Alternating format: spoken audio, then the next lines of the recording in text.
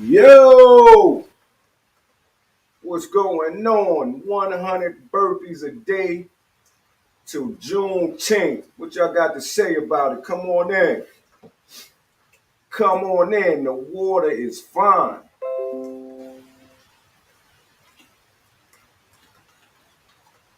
Y'all don't be scared of these burpees, but you might be scared. If your health ain't right, you might be a little scared of these burpees. But come on in. We can chop it up. I'm going to do a little panel tonight. And let's get it popping, man. I'm going to do my 100 burpees, man. Till Juneteenth. I did my first set yesterday. I didn't have time to go live, man. I came home, just did my burpees, and went to sleep. But we're gonna go ahead and I'm not gonna do this every day, but we're gonna go ahead and get y'all 100 burpees right now, right now. So we'll wait for a couple of people to come in. If you got any questions about YRC Freight, y'all know what I do. I mean, that's pretty much my content. So if you got questions about that, this is the time to ask, man. But I'm gonna try to do about 10 sets of 10. So get all the information you need, man. Get all the information you need. But it's your boy Bink, man. We out here, man. We YouTubing. Where my people's at? Where y'all at? Let's get it popping. It's a beautiful rainy day. I'm up here in the North Georgia mountains, man. Living my life, doing what I do. Listening to some old beats. We're gonna get into them burpees though. Listen, yo, they say the shackles, the chains, the tar with the feathers. I feel like rapping right now. I don't know why. I'm too old to be rapping. I ain't trying to get no record deal or nothing like that. But this is just what I do, man. It's my hobby, man. I got to flow at least once a day. Get a flow out of me, get it out of my system for old time's sakes.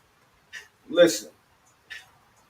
Yo, they say the shackles, the chains, the tar with the feathers, the house, the cars, the debt with no cheddar. From where I'm sitting, y'all ain't ready for war. Good for dropping gems, but lukewarm on the cause. Dazzle the young with them dazzling tongues. Read a book, regurgitate, but still move like a bum. Useless intellect, intellectual masturbation. When at war, premature ejaculation. They say prayers without works is dead. Pray ready to act on the prayers instead. Yeah, now that's a nugget you can take to the bank. Knowledge without power moves nothing your weight. They say knowledge is power, power is truth. Blast that over the hood, let it rain on the youth. And that's a quote from the gods, from me, the youth. Holla, it's your guy Bank, man. At least once during the course of a day, it's automatic. I got a flow, y'all. I got a flow. Yeah. But let's get into these burpees, man. Like I said, y'all got any questions about YRC Freight? Any questions about trucking? Which company is best for you to go to? Get at me. This is the time to ask. You want to get in the panel, go ahead and hit the link, and I'll go ahead and add you in. That way you can chop it up with the people as I do these 100 burpees. But 10 sets of 10. Let me go ahead and share this out before we get started. That would be the smart thing to do. Go ahead and share this out to the people. Let's see, where do I go? Where do I go? Y'all know I'm a trash YouTuber, right? Y'all know I'm kind of trash with this, but we're gonna make something happen. Let me go ahead and share this out to my weebles. Get some people in here to talk they shit. Let's see, where y'all at? All right. Send this out to the YRC squad. Y'all watch it, come on in. Hit the link, come in, let's chop it up. Who else we gonna share this out to? Make sure y'all hit that link, man. Hit that like button on the way in. Go get these burpees in. I got 100 burpees, man. For 19 days. I did my first set yesterday. This is gonna be my second set. We're doing 100 burpees a day. Like I said, I'm not gonna film it every day. I'm not gonna record every day.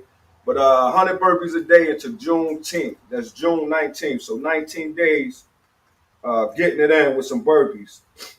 So who else do I need to send this out to? Oh, let me send this out to the YouTube squad. Send this out to the YouTube squad. All right, y'all, let's get this popping. Like I said, anybody hit the link, I'm gonna do 10 sets of 10. When I'm done, I'll go ahead and add you if you're in. But let's get it. Let me drink some of the sparkle ice water right here. They say it ain't no sugar in here, but I beg to differ. Let's get it popping. Get this started. I got 100 of these to do. I'm gonna start off a little slow.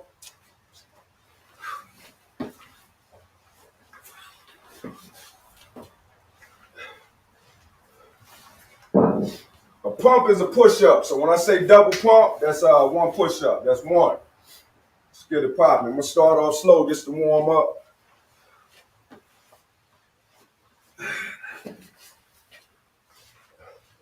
Get the muscles right. Let's do it. Let's get it popping. Hit that link. Come in. Hit that link. If you want to get in the chat, that way you can chop it up with the people while I do what I do.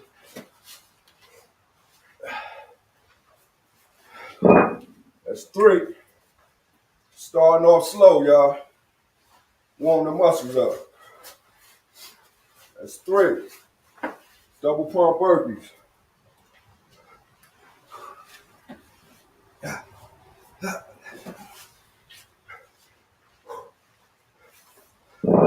That's 4. So I get that extra money with them weights. I'm not gonna do it with the weights all the way through. That's 4. And I need to clean my garage up. I'm accumulating a lot of stuff in here.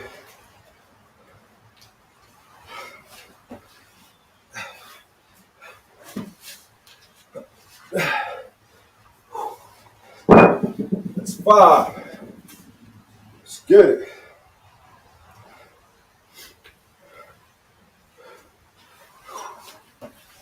Yeah.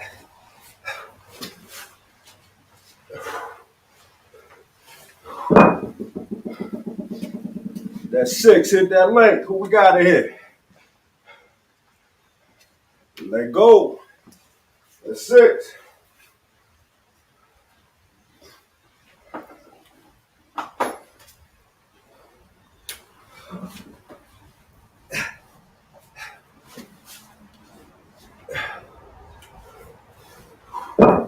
That's 7.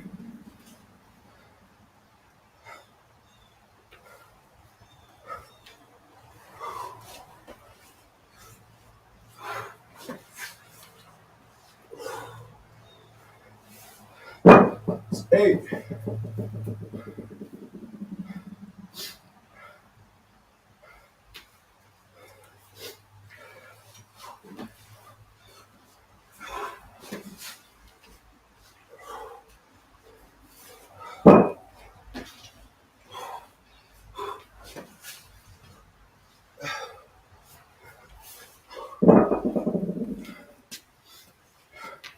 That's 10. That's the first set. 10 sets of 10. Let's get it.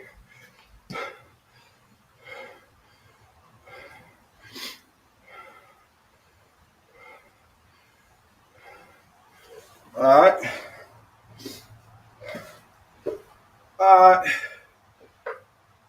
You can expect to be, when you get out here at YRC, this is to a question. Let me catch my breath a little bit, man. Jeez. That first set is a doozy.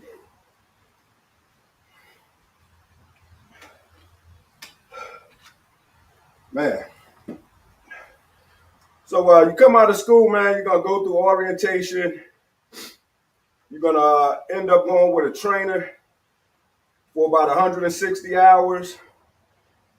At that point, you make your 160 hours. If your driving is satisfactory, they're going to send you out there on your own.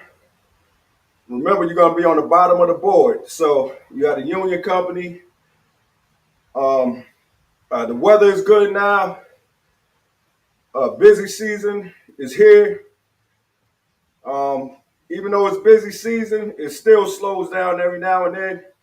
So make sure you are saving your money, because you're going to have days, days, 1, 2, 3 days where you might not leave the house and you're just sitting there. Don't panic. Just be ready to ride whenever they call you. You will be on call. It's a trucking job. For me, it's easy. For a lot of people, it's easy that got experience. But for you guys that's coming fresh out of school, you're gonna have to build up your endurance to stay up long hours, things of that nature. The money is, I mean, it's kind of inconsistent that first year, but the money is there. You're just gonna have to learn how to budget and get it in. But caught my breath. Let's get this second set. I got 10 in so far. Uh, got 90 more to go. Let's get it. I'm gonna do it without the weights this time.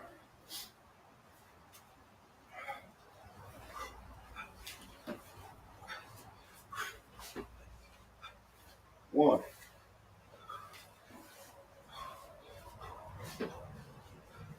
Two.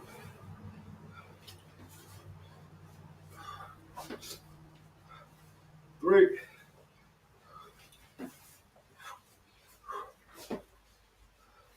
Four.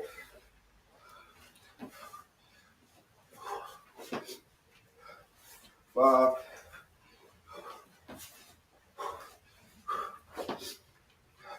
Six.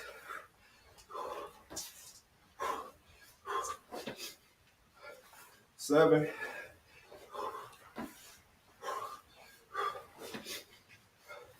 8.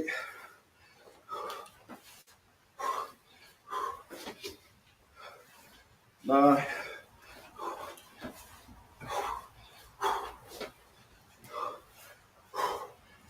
10. Yeah, man. This is what I do. Catch this breath.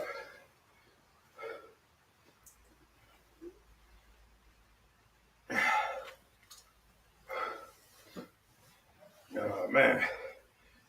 Let me look for this phone. Let me look at it from this phone so I don't have to get up. Jeez.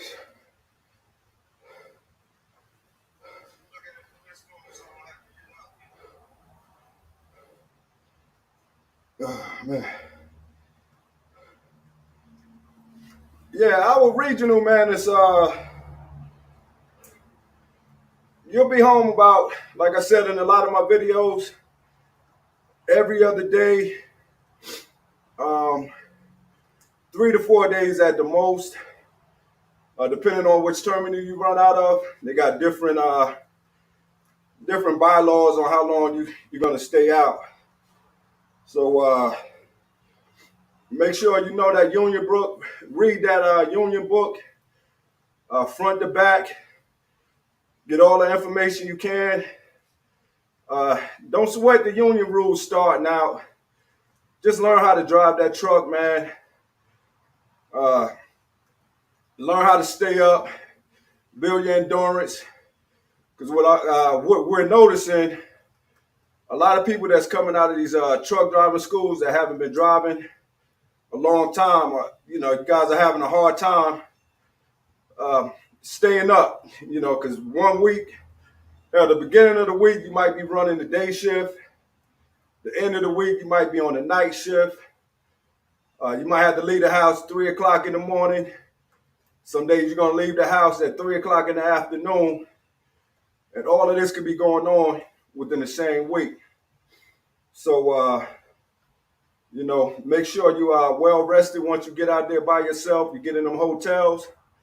It could be hard to get used to sleeping in a hotel. They're not the best hotels.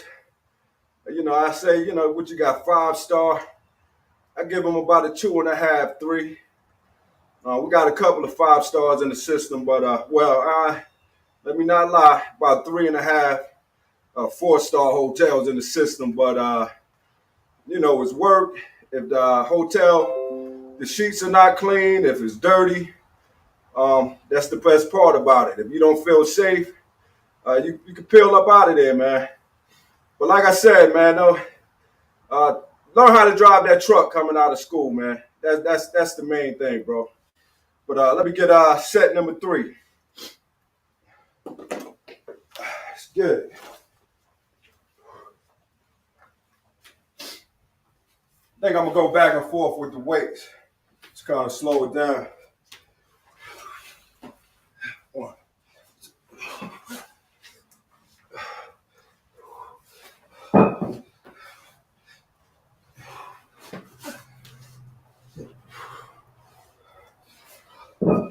That's 2.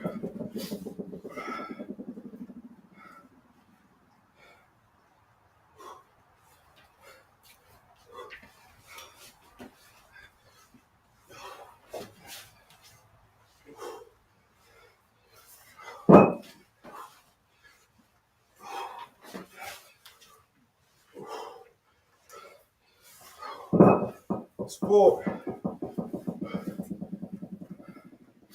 Gotta build my endurance up myself with these burpees.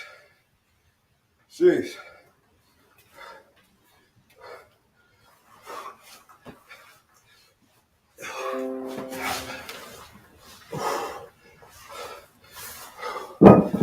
5.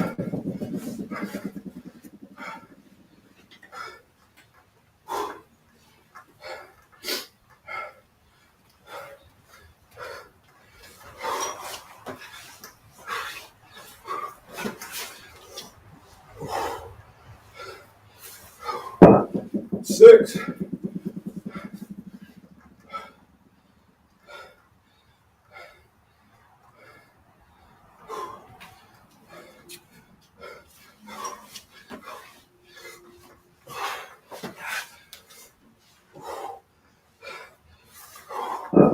7. Let's get it.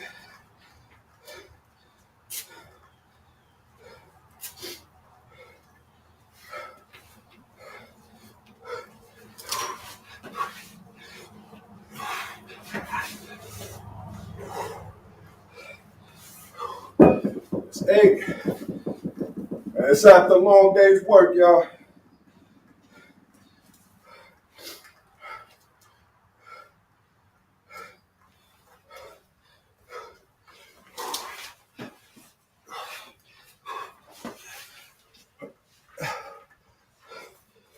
9.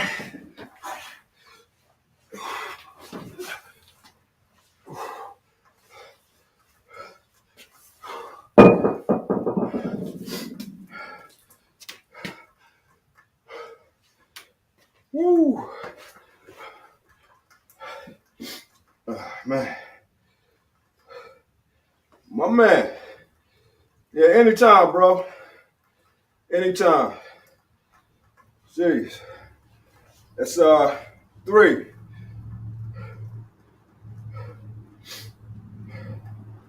Oh man. Telling you, man, these workout videos be real quiet, man. Be real quiet, man. Y'all ain't trying to get that money, man. Let's go.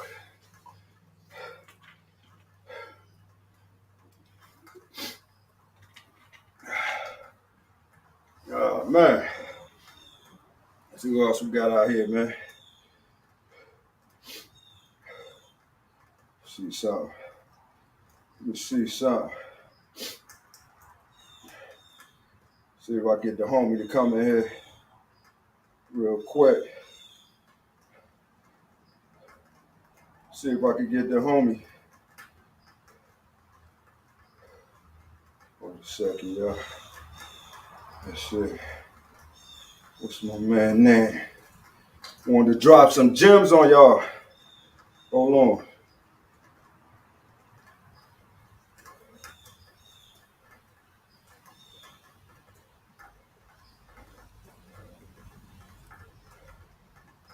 Send my man the link real quick. Man. So we did what was it? We did 3 sets already. So we got 30 in the bag. We got 70 more to go. That sound like that's kind of far away from me, man. Let's see. Call the homie up. Shit. Give me 1 second, y'all. I told y'all I'm a raggedy YouTube, man. Let me share this out.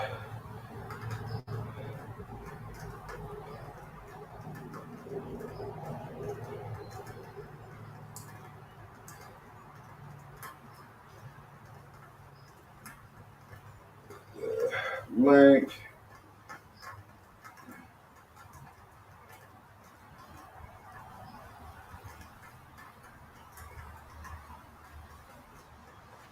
Oh man. All right, y'all. So that's 30. Let's get it.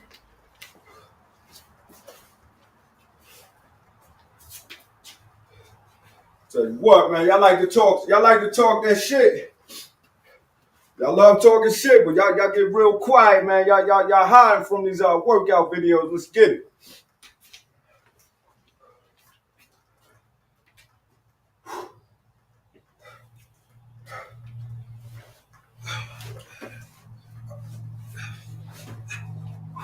It's one. I'll slow it down a little bit. We got a lot to do.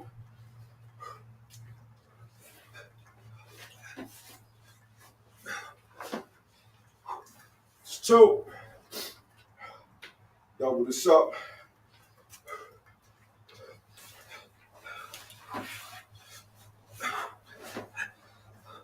It's 3.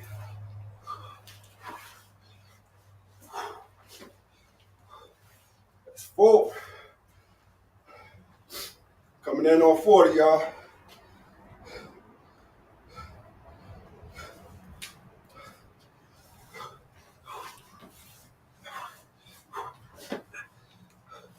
Five.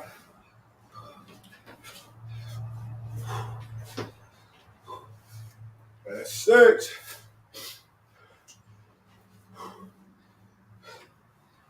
Jeez. Hit the 7 and 8 real quick.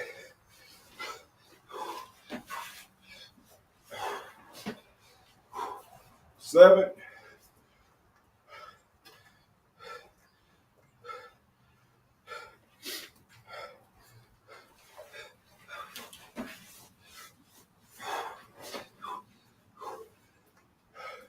It's 8.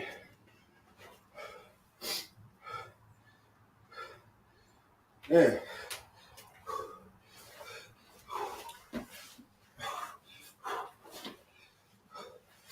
That's 9. About to hit this 40, y'all.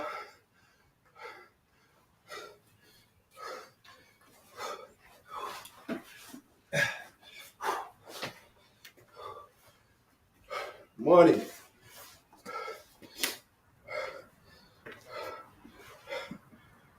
Yes, sir. See if the homie coming in. Jeez.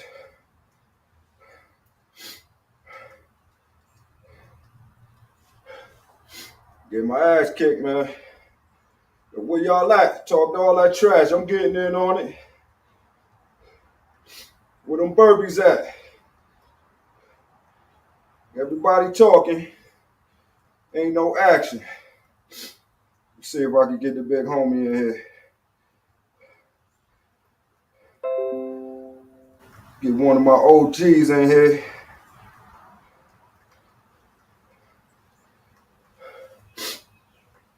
All right, let's see. All right, there we go. Get just popping.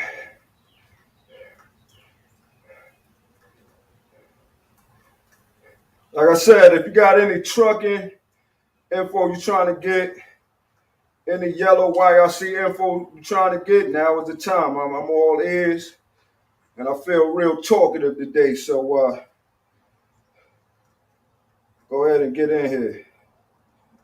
Let's get it popping. Hold on, that ain't how I do that. All right, there we go. Hold tight, y'all. So we got 40 in the bag. Y'all take that note. We got 40 in the bag. 40 burpees in the bag. Double pump. That means let's see, we got 40 burpees, and we got We got 80 push-ups. So a pump is a push-up, y'all. I kind of do jail style push-ups or jail style burpees, prison style burpees. I don't do the ones that you jump in the air. That's more cardio, quick. That's like HIIT training. You might jump up, go down doing regular with the jump. You do it for about 45 seconds, and then you take a quick 15-minute break, do it, and do another exercise. That's what those burpees are for. These burpees right here it's pretty much for endurance and building your stamina. It taps into your central nervous system. So there's a lot of benefits to burpees. Plus, you're getting push-ups, so you're getting chest money. You're getting leg money. You're getting your squats in. When I do it with the weights, I'm hitting shoulders. I'm hitting biceps. So I'm pretty much doing a full body workout right here. And this is something that you new truckers that's coming into the game, this is something y'all want to do. Just get you some 25-pound dumbbells, and there's a lot of workouts that you could do with those dumbbells. So a lot of people kind of, man, ain't nothing I can do. All you need is dumbbells, maybe a jump rope or something, and you got a full body gym. Just do your Googles and search out, dumbbell workouts, and you'll be surprised what you can do. I mean, I'm a yo-yo dieter, man. I've lost a lot of weight at one time over the road. I gained weight, but I lost a lot of weight with them dumbbells, man. Them dumbbells been with me since like, what was it, '02? I had them dumbbells for years. Let me see if I can get the homie in here. Let's see. 6. Let's see.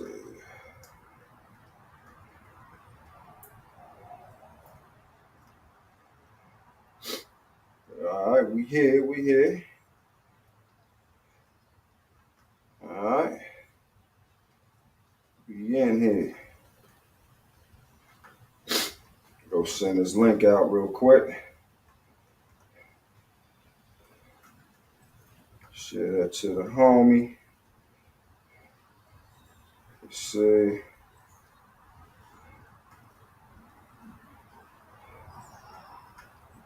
Share it to him. I want to get somebody in here to do them with me. But everybody on a hiatus right now.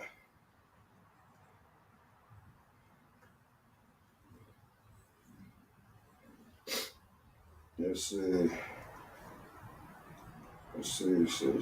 Sis might come in here and bless y'all with some YRC game while I get my workout in.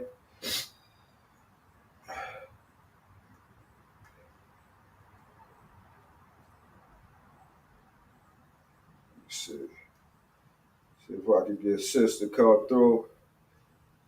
Bless y'all with some YRC game from a female perspective.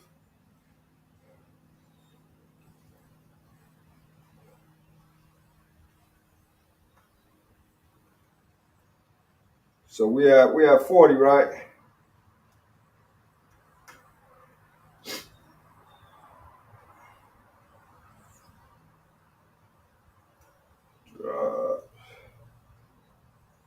So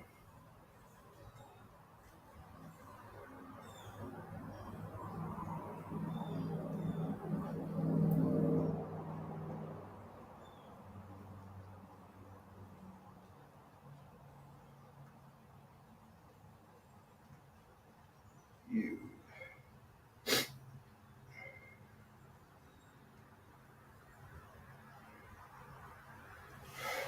All right, let's get it.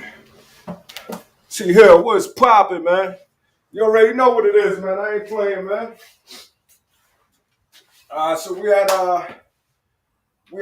40. Let's get it. We halfway there, y'all.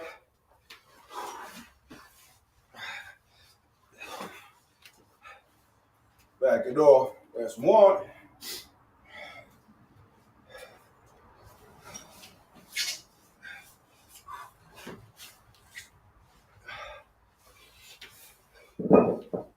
That's two.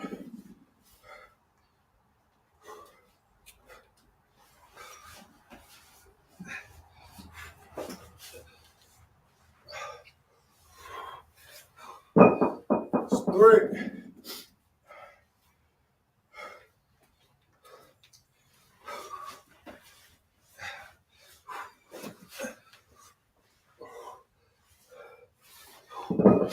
That's four.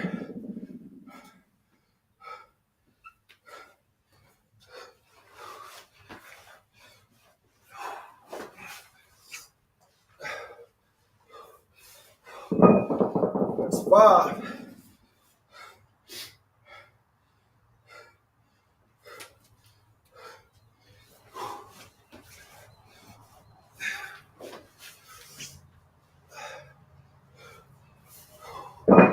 Six.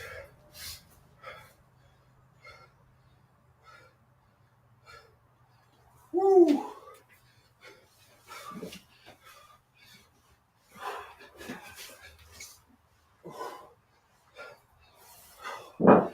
That's seven.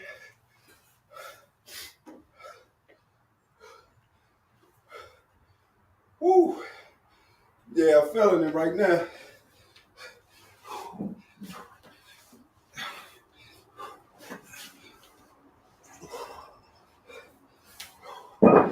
That's eight. Let's double it up for the last one on this set.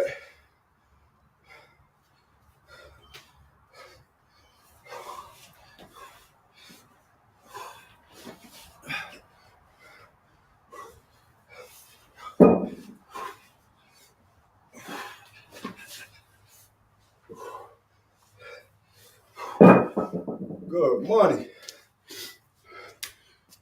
T Hill, what's good, brother?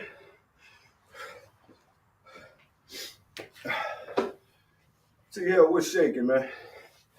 Hold on, y'all. That's 50 right there.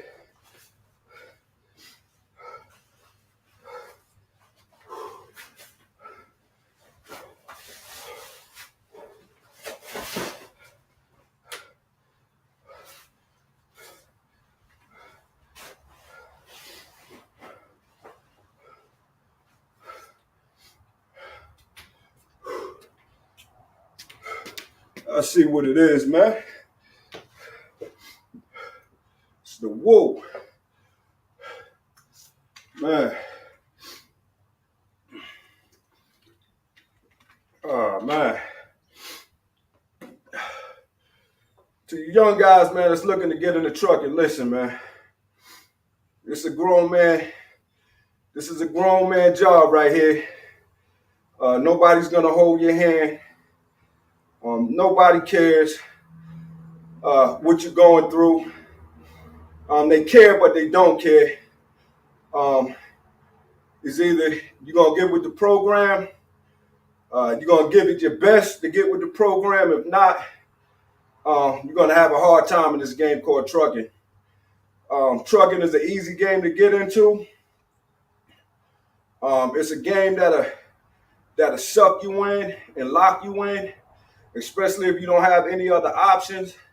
If the only option you got is going back to Burger King or some warehouse job, you don't try to further your education while you're out here on the truck, in the truck.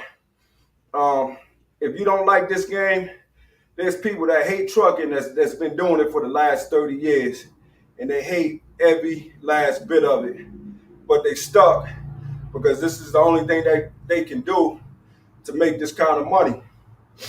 So don't be that guy. You get out here and it's not working out, you don't like it, get out of this game. Well, I'm gonna say, if this is something you want, try hard to make it work.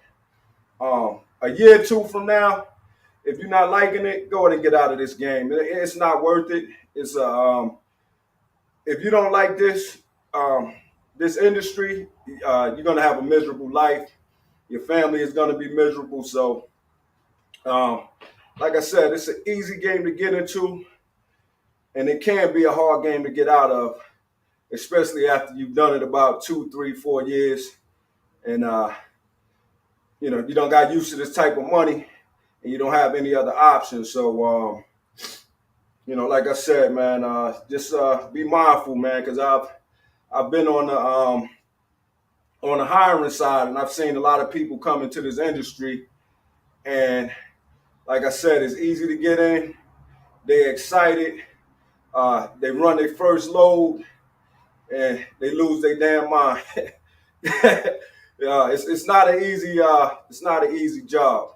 See who we got in the house. We got look like we got the homie. Who that? Who that? Hold on, my eyes are bad. Hold on, I gotta get my YouTube game up. Let's see. Let's see where you at. It look like the homie. That Theo in the house. What up, bro? Yo, hit the link if you don't mind, man. Let's talk about the importance. That's the homie, man. I'm getting it in, man. Getting it in, man. 100 double pump burpees a day until Juneteenth. If you want to come and educate the people about Juneteenth real quick, go ahead and do that while I hit these burpees. But I'm halfway through. We at set number 5. Let me go ahead and hit this real quick.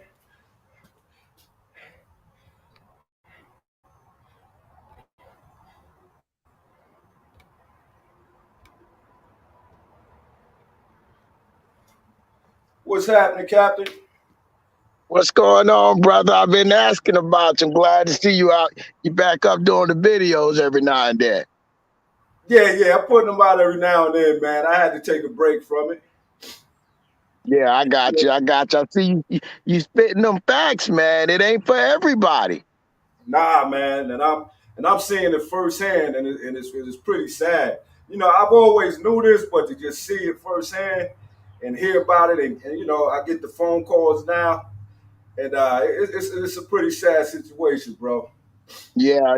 Well, you know what, man? We can take it all the way back to the public education system, right? And we said this earlier today, is how they've taken all the vocational classes out of the public education, right? So they're sending these kids out here with no skill set, no direction, no training. Well, now trucking has become the new sexy thing in the last 5 years. Everybody wanted to come into trucking because we have people out here in the social media network area where they make it look sexy, right? Right. Even to the point where I had to second guess myself a couple of years ago. I was like, well, man, what am I doing wrong? I didn't realize trucking was like this. I'm just watching videos, but not realizing they ain't got their time in yet.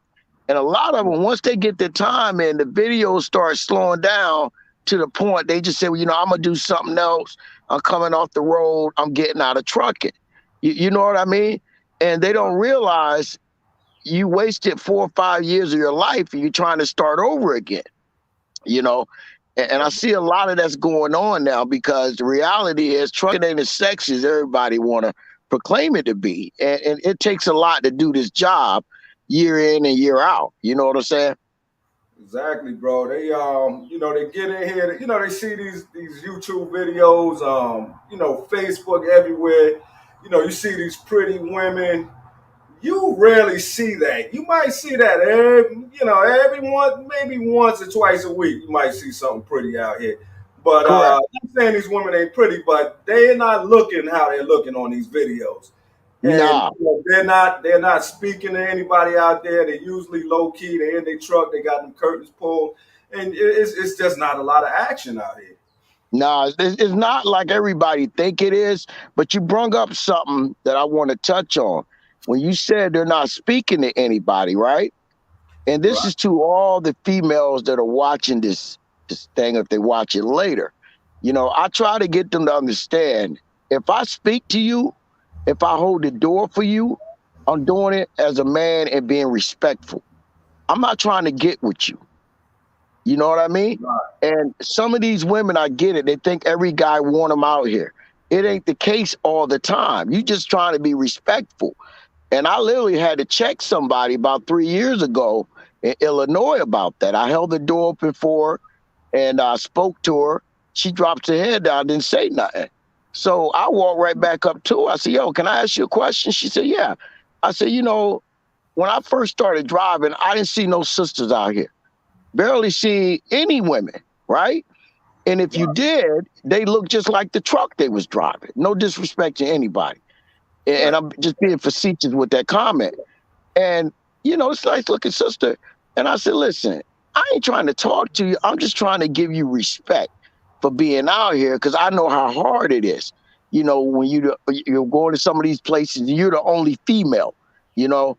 And she said, well, I wasn't trying to be disrespectful. I said, okay, good. But I said, just remember, if I want you, you'll be in the back of that sleeper, but I'm trying to respect you and acknowledge you. And I said, a lot of y'all sisters come out here and y'all look at us like we coming after you. And I said, half of y'all, it's not the case with me. I'm just trying to be respectful because I remember was a time when you wasn't out here. And I understand with most females, a lot of guys don't want them out here, period. You know what I mean? Right. They Yeah. really don't want them out here. And when you talk to them one on one, they start to realize, I don't care what age they are. And I'm talking young 20s up to late 50s that just started in the last 5 years. They start seeing, yeah, I do get treated different. And guys, they act like they don't because they don't. It's a male dominated industry. You got to make it work. But at the same time, you know, me and my perspective for a woman, I wouldn't say don't come and drive a truck. But I would say don't be out here staying running the road 2 and 3 weeks. Get you a Right. good local job. You go home. You can take care of yourself, and that's for any man. I mean, everybody just can't run local, but if you can, or a good regional job, you can get home throughout the week and on the weekends. That's what you want. That coast to coast overtime. It's just a slow death. You know what I mean? It tears your health and your mental capacity. It takes away your mental capacity. We talked about that earlier. How you come into this industry and you can say a complete sentence. By year 5, you can't say 3 words without cussing. You Right. know what I mean? Now that is your new vocabulary. You're just cussing all day long. Exactly. So I this can't shake industry has a myself. lot of pros and cons. Hmm. Yeah, I can't shake cursing myself. I mean, I can control it in front of certain company, but once I get comfortable, I mean, those curse words come out. No, I no can doubt. control it. I mean, a lot of people. You can look at my videos. I can control the cursing, but But like Yeah, you yeah, said, your vocabulary becomes limited. What helped me out was listening to a lot of talk radio. That's what helped my vocabulary out a lot. correct. Well, You know? I will say this, man. 2001, XM radio comes out. Yes, sir. Best thing since sliced bread. You know what I mean? Best thing since sliced bread. We got open, our eyes got open to people like Joe Madison, Tom Hartman, Mike Malloy. We had what was the young kid? Oh man, it was doing the thing with the bankruptcy. Warren Valentine. Yeah, Warren Remember Valentine. Warren Yeah, Valentine? You just had such a plethora of good information. And even at night, like 11, 12 o'clock at night, that chick Spirit used to come on. I don't yeah. know if you ever heard her. You know what I'm saying? Yeah, yeah. So, No, man, I've been at it. I've been at the youth. I listen to it now, man. I got XM on my phone right now, man. I've yeah, been since what '05. I've been listening to XM. gotcha. Yeah, I got it when they first came out, man. When they was selling the Roadie twos at the truck stop, and matter of fact, when I got mine, I got it hooked up at 3 a.m. in the morning. And once they merged with Sirius, it went downhill, in my opinion. And I tell them that all the time because it really did. But that XM just opened your mind to so much other stuff. You wanted to learn more and more every day. So you couldn't wait till these shows came on, and back then, we be talking on the phone like, yo, so-and-so coming on. All right, I'm getting off the phone. And we listen to the same station, you know what I mean? But we're gonna get off the phone just to listen to get because you were just getting so much good information, man. Yeah, That was the we key didn't to have it. a lot of talk radio from just political talk from not making it a race thing, but it is what it is from a black perspective. Correct. Correct. You're right. On You're the right. left and the right. Because my Yeah. man that was on the right, I know he was on there back in like 2013, 2014. What was that black dude? He was on Oh, you talking about Warren Valentine, not Armstrong Williams. Armstrong Williams. I mean, Yeah. I didn't agree with everything, but just from the whole Republican thing, it was easy to swallow coming from him. Correct, correct. Yeah, Armstrong. The only thing that I disagree with Armstrong was Armstrong tried to play people too much. When they would call in and really just put the facts at him, he would change the narrative, right? Or he'll Right, say one little part and keep it moving. Because he didn't right, want to get into the whole black and white issue. I respect that. But at the right, same time, Armstrong's job was to tote that panel for that Republican initiative, what they was trying to do. And he was just fighting so hard because he was coming at it the wrong way, in my opinion. But it was good to have him on there to get a different perspective because, you know, as African Americans, what do you want to call us? We're not monolithic. We listen to different stuff. We watch different stuff. Some conservative, some of us are independent, some of us are more the Democratic leaning side. So it's good to have that balance. You know what I mean? But I think once Karen Hunter took over, when she came in and she took over running the program, everything, she realized, you know what? We don't need him. We need something else to come in to keep this one channel the way that it was when it first started, you know. And I right. think that really helped that channel bringing Karen Hunter in because she brings in a lot of good viewpoint with bringing women in, but not only that, giving us that information that you're just not going to hear anywhere, you know. So Yeah, that was the best thing I think that really happened for a lot of truckers out here. Just having that ability to have that XM, or if you had Sirius, you know, a lot of guys use it for stupid stuff. I get it. You got different right. music, but I was all about the talk radio, man. I've always been that way. Yeah, I was the same way. I couldn't get enough of it, man. I kind of I try to encourage guys to get the to go ahead and get Sirius XM. They be like, nah, they play the same music. I'm like, it's not about the music, man. You gotta get that talk radio. That way, when you at the water cooler at work, man, you got something to say, man. Because you're gonna be, especially these young kids, man. That's coming from certain neighborhoods. I mean, it'll pretty much put your mind where it need to be, man. And you'll have a perspective. You'll be able to join in the conversation and make some valid points. No Instead of just doubt. talking about, well, I don't vote, I just don't care. We all, and the biggest cop out is, oh, I don't follow politics, I don't vote. They all, they all liars. And, that's a cop out, man. That's Oh like, yeah, yeah, yeah. no, you just not in tune with nothing, man. But you follow some of that stuff, man, to get you a perspective. You ain't got to follow them, verbatim. I don't, agree with everything they say on the left or the right. But I take the best parts and throw away the rest. Well, that's the thing, man. You cannot tell me that you're 100% Democratic. You're 100% Republican, right? Because when you listen to everybody's views, we all have parts we agree on. You got me? But Gotcha. it's the minor stuff that divides the whole conversation. You feel me? That's what divides us. And I think as a nation, we brought into wedge issues. We're not buying into policies. We're buying into wedge issues, or red meat issues. And that's how we vote. We're becoming more on both sides. We're becoming single issue voters, Right. not looking at the whole thing in its totality, what's beneficial to you. It's like me arguing with a guy saying, well, I don't like the union, right? But I'll say, well, what local you work for? Oh, I have it. Okay, but you don't like the union. No. So I always ask people this, unions to me are a necessary evil. I'm not saying every place needs to be union, but I always tell them this. It's amazing how you don't want representation, but a company will pay $300 an hour for representation. Right. You know what I mean? So if my company has representation, I should have some form of representation. And I think just looking at the past and because I'm big on labor. You feel me? So if Right. someone says, why do you vote the way you vote? Well, I'm big on labor. That's why I vote the way I vote. I believe a man should have a right to go to work every day. He should have a right to apply for a job that he can take care of his family. You know what I mean? Not go somewhere and do bull work for minimum wage. when the company's getting rich hand over fist. No, it shouldn't be that way. Now, get it? We should be able to have. You got to have skill set, but at the same time, you know, we should have the opportunity to get these skills. You know what I'm saying?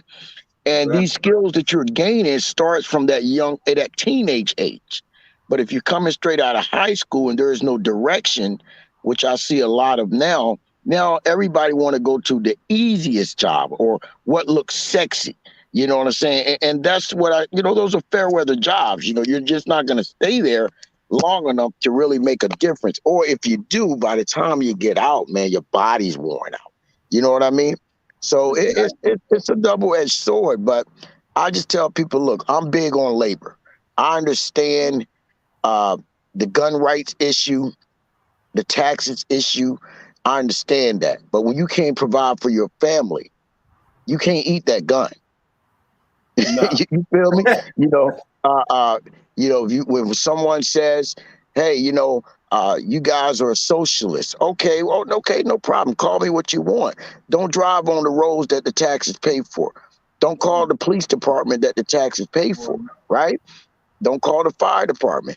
Don't support the military because this is Right. all socialism at its finest. So when they say I don't support socialism, no, you don't support certain aspects of it, but certain aspects you do support. And that's why I try to tell people you can't just say you vote straight down the middle all the time. You see what I'm saying? Because you have to look at the issues at hand.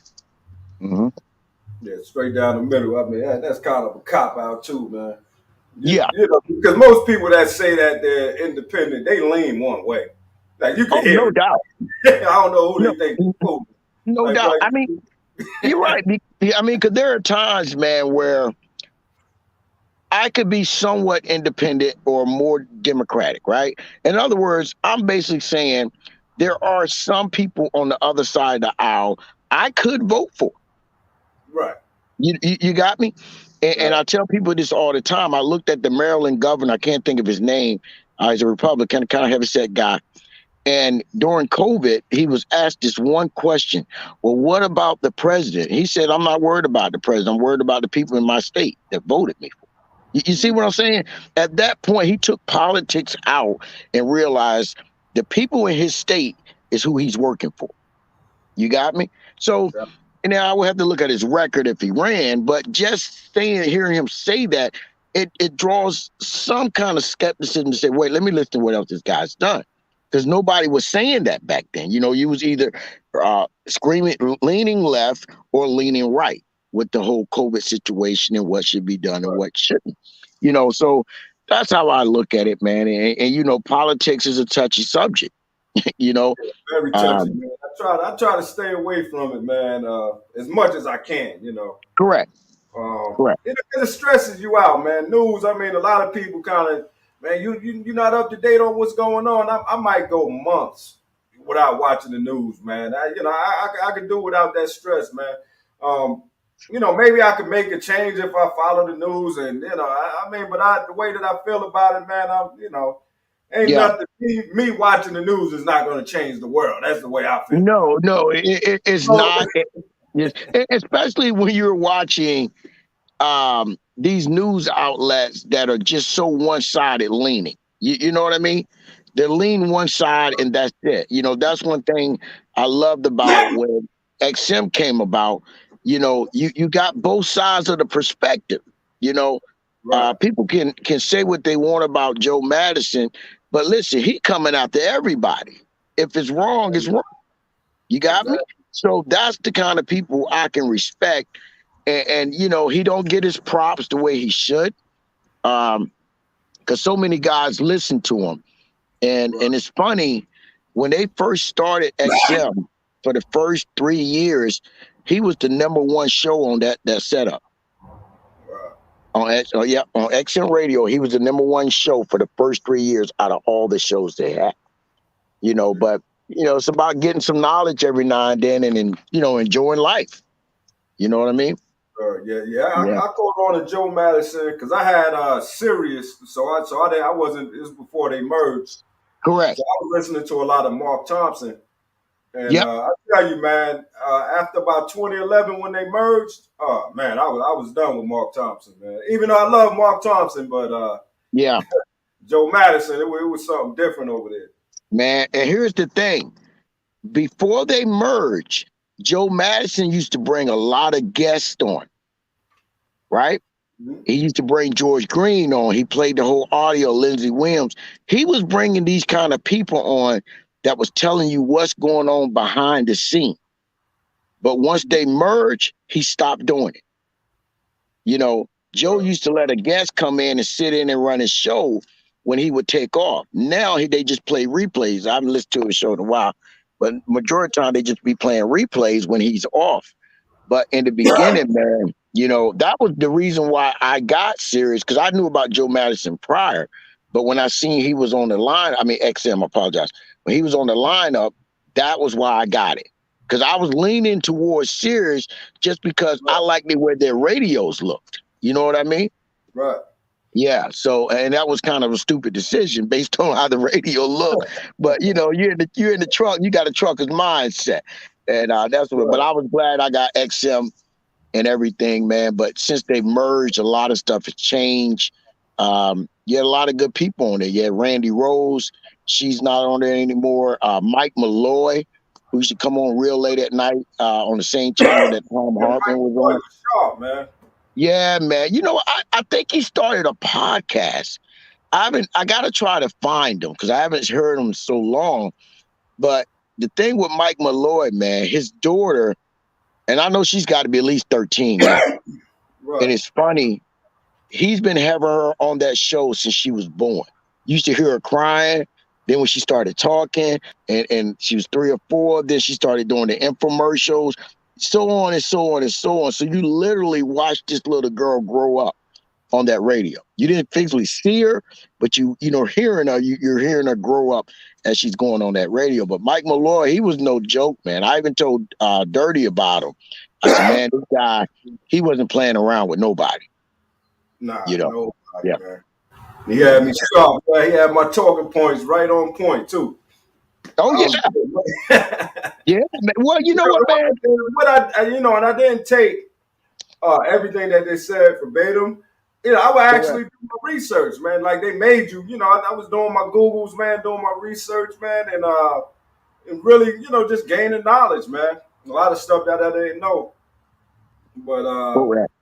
I mean, it consumed me for a good, I mean, about 5 years, man. I was stuck on talk radio. I was Oh stuck. yeah. It was. I was just saying. It got to the point, man, where I was addicted to it, right? Because you was just hearing so much information that you wasn't getting anywhere else.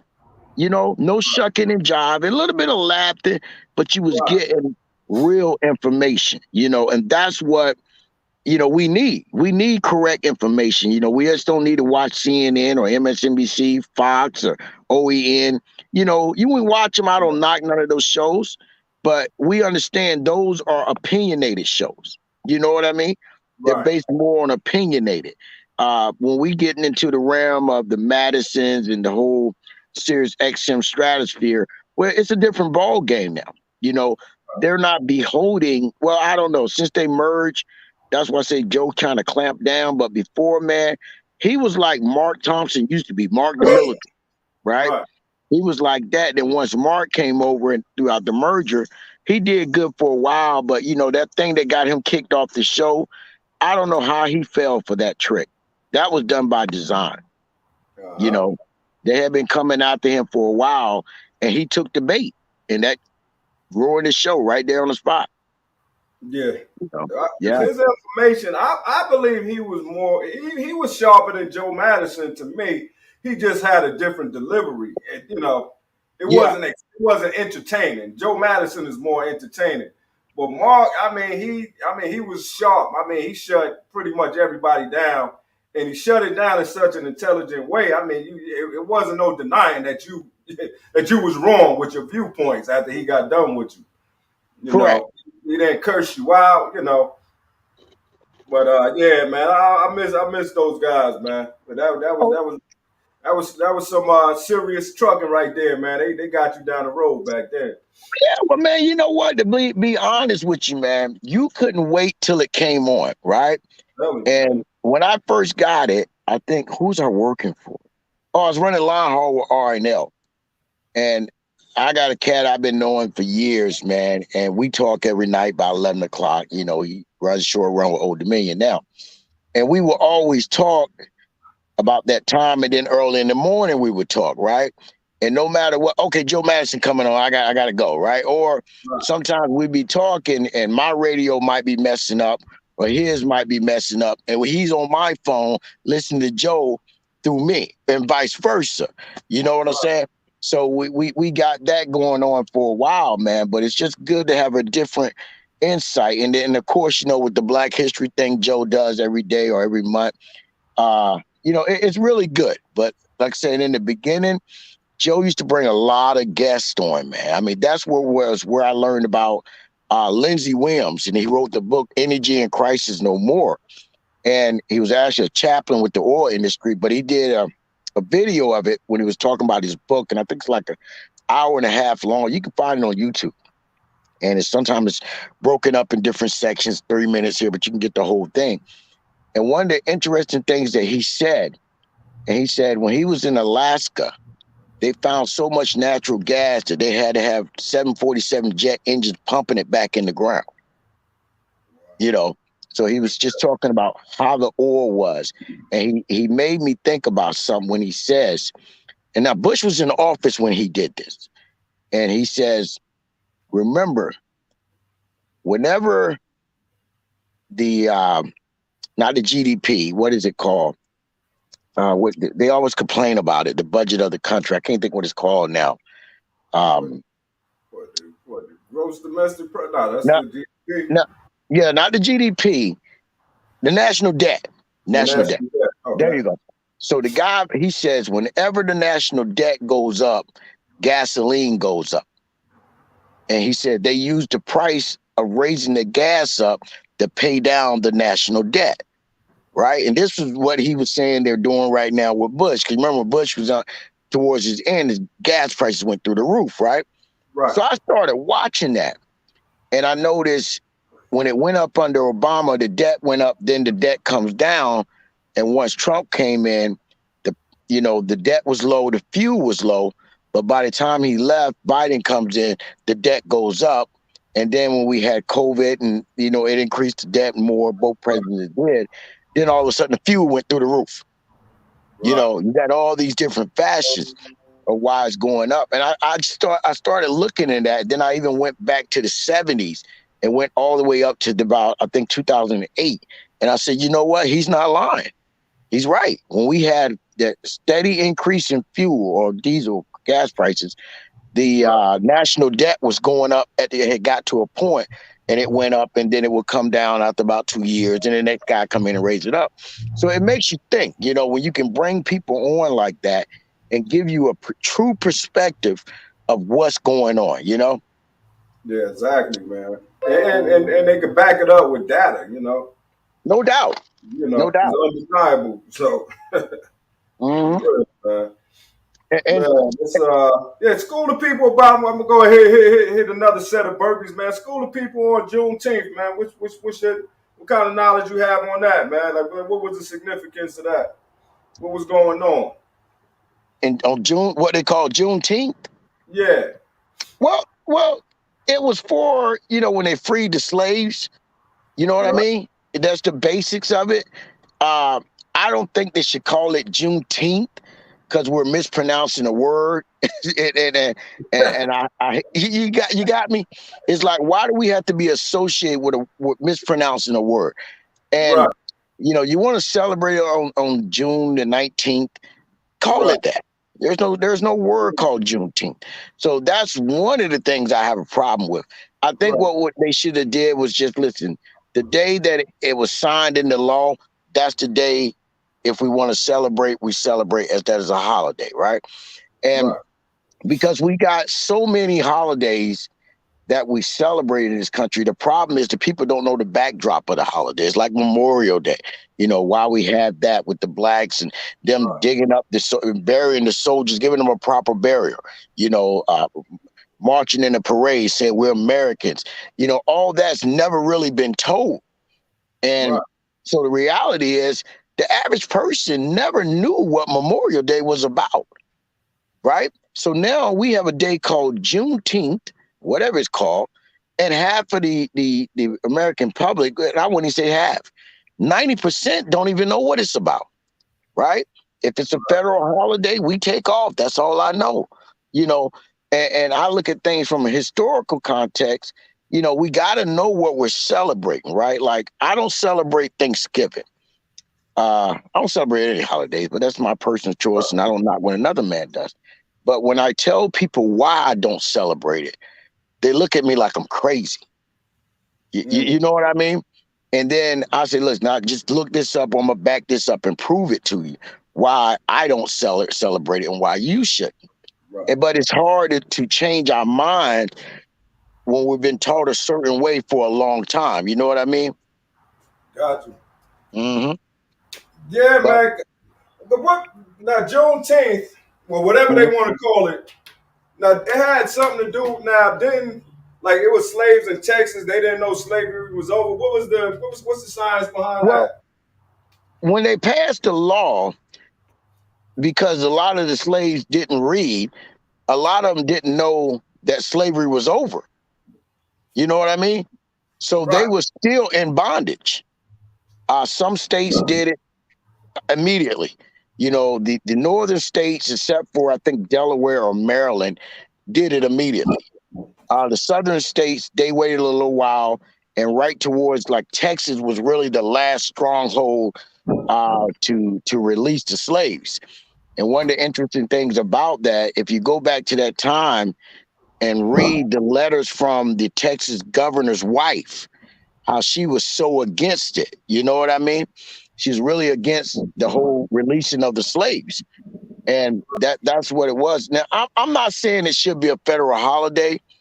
They can tick it, they don't, it doesn't matter because you're not teaching the history of it, right? It's just a day that nobody knows the meaning.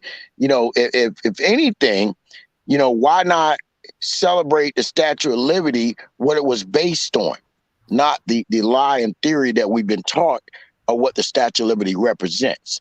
You know what I mean? I Right. think that's more important to me than Juneteenth because, like I said, we're we're saying a word that's just it doesn't exist, you know. So we have to we have to get our accolades from a word that's not even a correct word, you know. So it's Right. like you're actually showing how dumb people are or how they just have the lack of knowledge from not really knowing anything that we're going to take a word and we're going to break it up, paraphrase it, and put it together. And it's not a word. It's nowhere in the English language that's a word, right? So, Yeah. you know, if people want to celebrate it, I understand why we do. And it's a good thing. You know, anytime you can celebrate the releasing of anybody who was captive, yeah, you should. You should. But I think we should put a little more emphasis, one, on teaching why we have Juneteenth to Right. the younger ones. I don't care. This is not based on the color, just to the younger ones. Because everybody need to know what and why we celebrate in this country, the days that we celebrate, right? Right. Why are they so important? And I think that's more of a focus point than, oh, we're giving y'all Juneteenth, you know, as like, oh, you gave me something. You know, you see what I'm saying? You give me a day. It's almost like we gave you something that shut up. We don't want to hear nothing outside of you. You There, know. there you go. There you go. Right. And sadly, so that's how it works. But I think part of the problem is, man, is that a lot of us, and sometimes myself included, you know, you get so bogged down in so much, you can only handle so much on your plate. And I think because we don't make our politicians do what they should do, you know, and that's on both sides of the perspective. And I think that's where we're really leaning into a lot of problems, you know, because I'm looking at this country as a whole, and you know, you can see the downturn. within this country. I always say, hey, just study the way of Rome. And there's a lot of similarity. It's not exactly 100%, but there's a lot of similarities into the downfall of Rome to what we have going on now.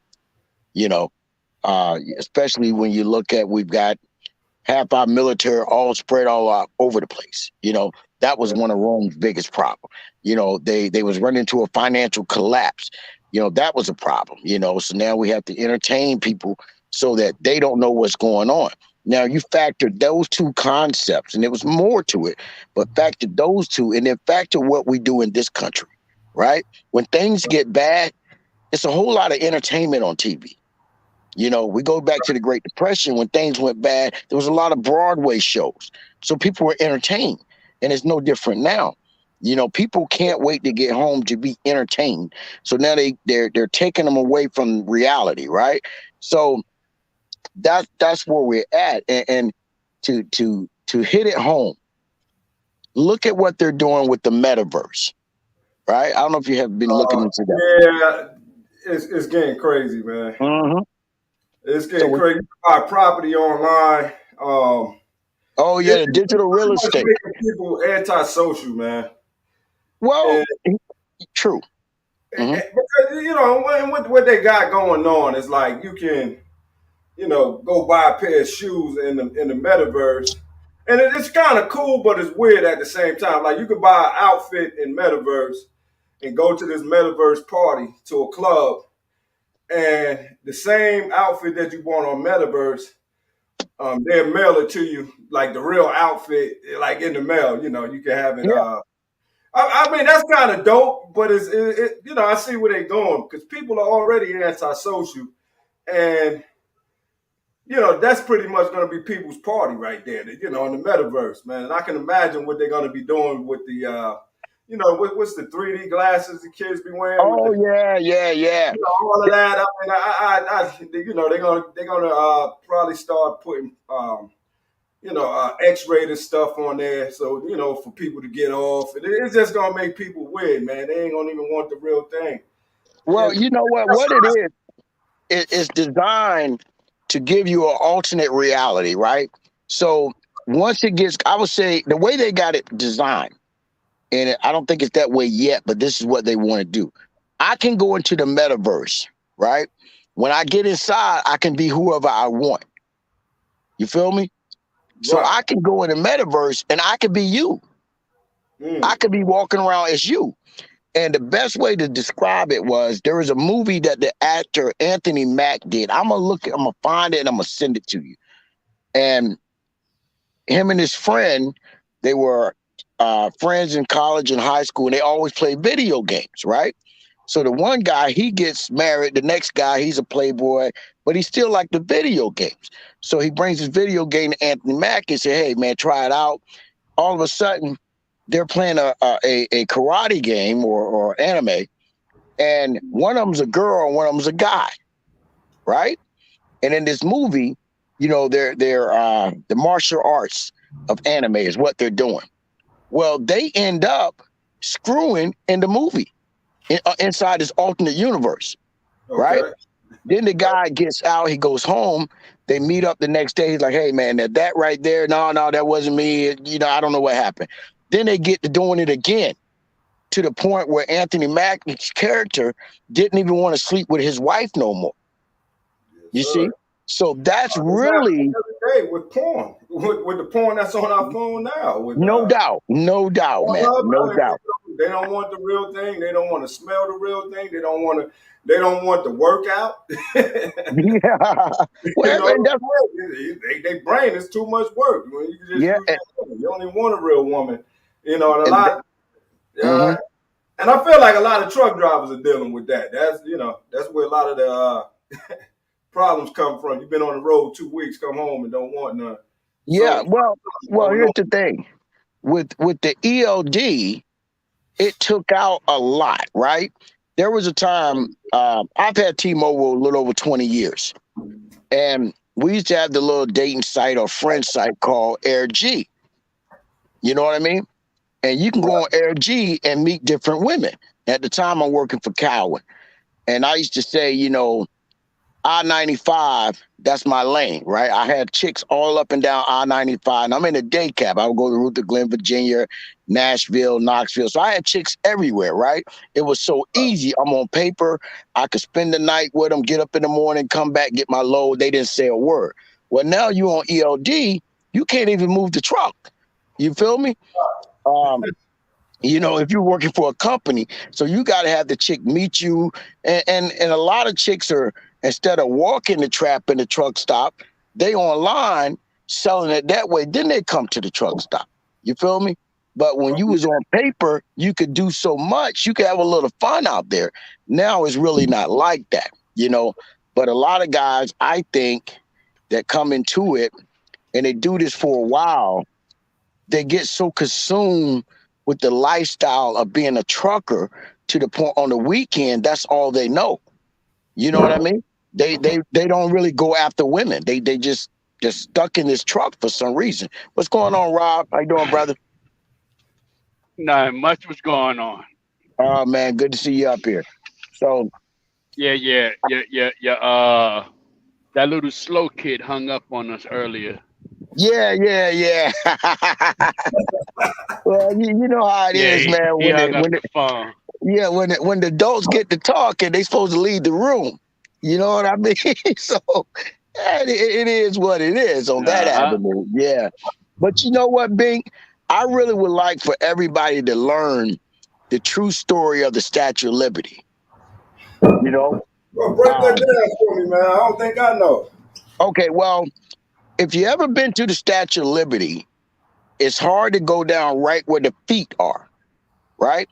At the Okay. bottom of the feet, there are chains connected to the feet. You never really see it. You got to actually go online and research and they show you his chains.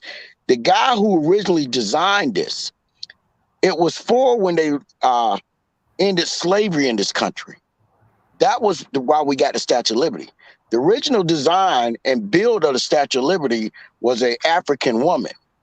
And when they showed the design and everything, how it was built, the president of the United States at that time said, no, we don't think the country will accept having an African woman standing out there as a figure in the country, right?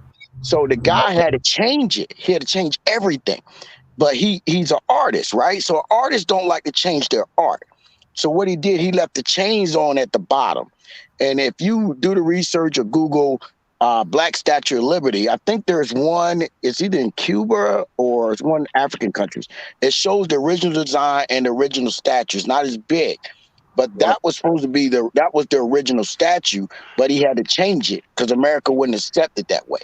You see what I'm saying? So when they changed it to what it looks like now, I'm not saying I agree or disagree. Then they said, well, this was the beacon for the immigrants to come over. They see the Statue of Liberty. Well, imagine you seeing the Statue of Liberty and it's an African woman. You see what I'm saying? What does that say about your psyche? So I think that, that's something that should be put out more in the school books. And I understand why they wouldn't, because it changes a narrative. But Yeah. for the Juneteenth thing, I can run back around to it. I just think, um, we shouldn't be tied in with a holiday with a mispronounced word.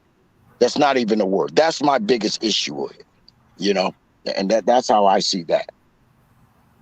I got you, bro. So how you feel about it, Rob?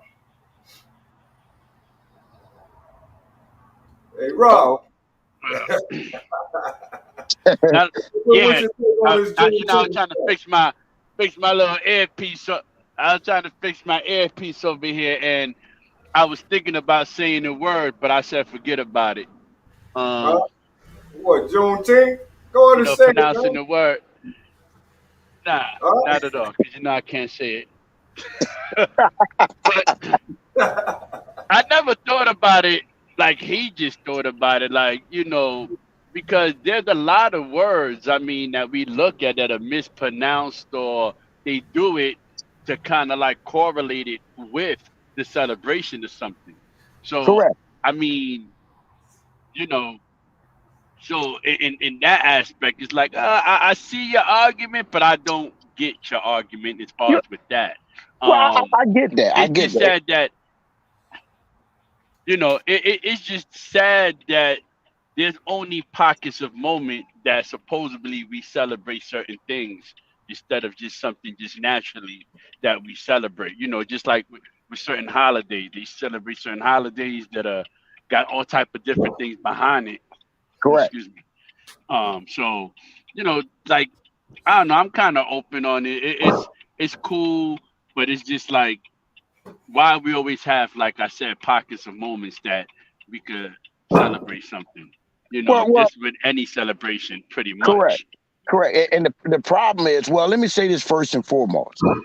I celebrate every day I wake up, right? So Right, right, right. for me, every day is my birthday. For me, every day is Christmas. It's Thanksgiving. Every holiday that people celebrate, every day I wake up, that's my day. All that in one, right? Because there's gonna be a time where Right, I'm not gonna wake up. I pray it's no time soon, but we don't know when our clock is gonna be clicked. Gonna be your time clock's gonna be punched. Let me say it that way. Right. So, and that's why I always say, I don't get into holidays, and a lot of reason why because I researched the true meaning, what was the start of these holidays, right? And from a spiritual journey that I am looking to try, I understand that from a spiritual journey, and if you're into the Bible, and I'm not go too far into that, but if you are, then you shouldn't be celebrating holidays anyway. You got me? Uh, there's a quote in the Bible, don't follow the way of the heathens because they are vain. And a lot of these holidays are based on heathenism, how people were treated. But we glorify it in this country and flip it around and we treat it as a great thing. I say it over and over. I don't celebrate Thanksgiving. I don't knock a man that does. I love to get with my family and eat. So I call it family day when I'm with my family. And we've all kind of adapted to that, right? Because we said, as a human being, as a man, as a spiritual being, I cannot come to grips with celebrating the killing of people that done nothing wrong, right? Because remember now, the first Thanksgiving was based on the killing of the Native Americans in Massachusetts. Then the next one, they started with the Native Americans in Connecticut, the Pequots. And the Pequots were darker skinned Indians. And they always had beef with the Mohegans, but they were the darker skinned ones in the state of Connecticut. So that really set it off. And they so said this year, yes, sir. Go ahead, Rob. so I don't mean to cut you off. So right, so this is so like just changing the narrative a little bit, right? So Go ahead. is it amazing that as kids we really wasn't taught a lot of this, right? Whether Thanksgiving, Christmas, and stuff like that. Now I Correct. get what you're saying. People don't. They say they don't celebrate it. Then a lot of us use it as a holiday, a family holiday to celebrate it, right? So Hmm. are we just not supposed to not celebrate any holiday, right? Because every holiday has some type of negative stereotype or false stereotype behind it. I mean, you could Well, pick almost hmm, any holiday, right? But correct. even though some of these, like, you know, catastrophes happen and murders and stuff like that, Hmm. um, and in their time when they celebrated it, like as far as Thanksgiving, family and stuff like that, which give us that time for families to celebrate. When we celebrate it as just as our families getting together and stuff like that. We don't look at the Correct. history of it. So do we overthink it because now we so conscious that everything? Oh, I'm not celebrating Valentine's because of the massacre. I'm not celebrating Thanksgiving. You understand? So Yeah. do we become that? You know what I'm saying? Because I think Well, that's what have happened over the course of the last 10, 15 years. Now people are finding out what happened behind a lot of these holidays. So now it's like, no, I'm not celebrating it. No, well, I'm well, not doing this. You know what well I mean? If that makes yeah. sense. Well, here's the thing. When you said the conscious word, right? Well, that's one of the things that we have to look at. Are we opening our consciousness to new things, right? And when we do, we kind of get a certain viewpoint. Like, wait a minute. You mean to tell me I'm celebrating this and this is what happened? Now, if you got to say, well, that's not what's in my heart, right? And from a spiritual standpoint, I have to stick with what's in my heart and that spiritual journey that I'm on. I'm not telling no man not to celebrate any holiday. I would never do that, right? Because I'm not about to put my personal beliefs about what I know, whether it's On faction something or else. fiction. I got you. Correct. You got me. I just look at it for what I do, what I've learned. I just have to always ask myself when I'm celebrating something of travesties to other people. What am Right. I really celebrating? We was taught a certain way. The Native Americans, they broke bread, they shared turkey, they did this, and it was all a lie, right? Now we could say it was a lie, and we could still celebrate Thanksgiving as a collective group because, like I said, I'm thankful every day I wake up. And Rob, you've heard me say on the phone sometimes you'll come on or I come on and I say, hey man, I'm glad to see all y'all brothers up and going today, right? Because that's what I'm thankful for. So, but for it to consciousness, I think that's part of the problem. We've been so closed It's like, minded. do we become right? It's like, do we become too conscious, right? You know what I'm saying? Yeah, If yeah, I that's get what you even a said. thing, Yeah, it's like, yeah, yeah. Well, I guess some may say we get too conscious when we start to question everything, right? And the reality, I think we should question everything, but we have to question it to get the truth. You know what I mean? And once we find out the truth, now we have to sit back and make a decision what we're going to do. Because we've often, if you look into the history of this country and European nations on the continent, then we go to the continent of Africa. Well, we always know the Egyptians on the continent of Africa. We always know that the Ethiopians, they were conscious people. They believe in the conscious thought. They believed in the conscious mind. So it almost asks, well, are we limiting ourselves because we're not being conscious, right? I think it's safe to say, with me, when I say I'm conscious, that means I'm always seeking knowledge. You know what I mean? But I want to get to the source. Then I can make a true assessment of how I want to walk that walk when I get up the next day. You got me?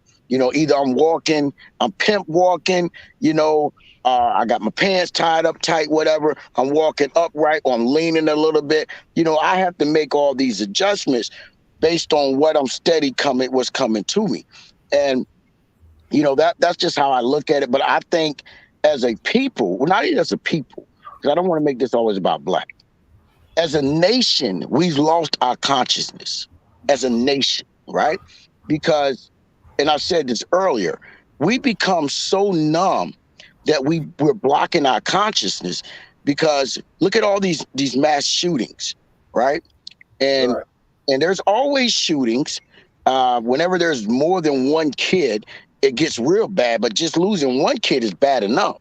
But we've got to the point to this country where subconsciously we're numb to this. It's nothing new under the sun now.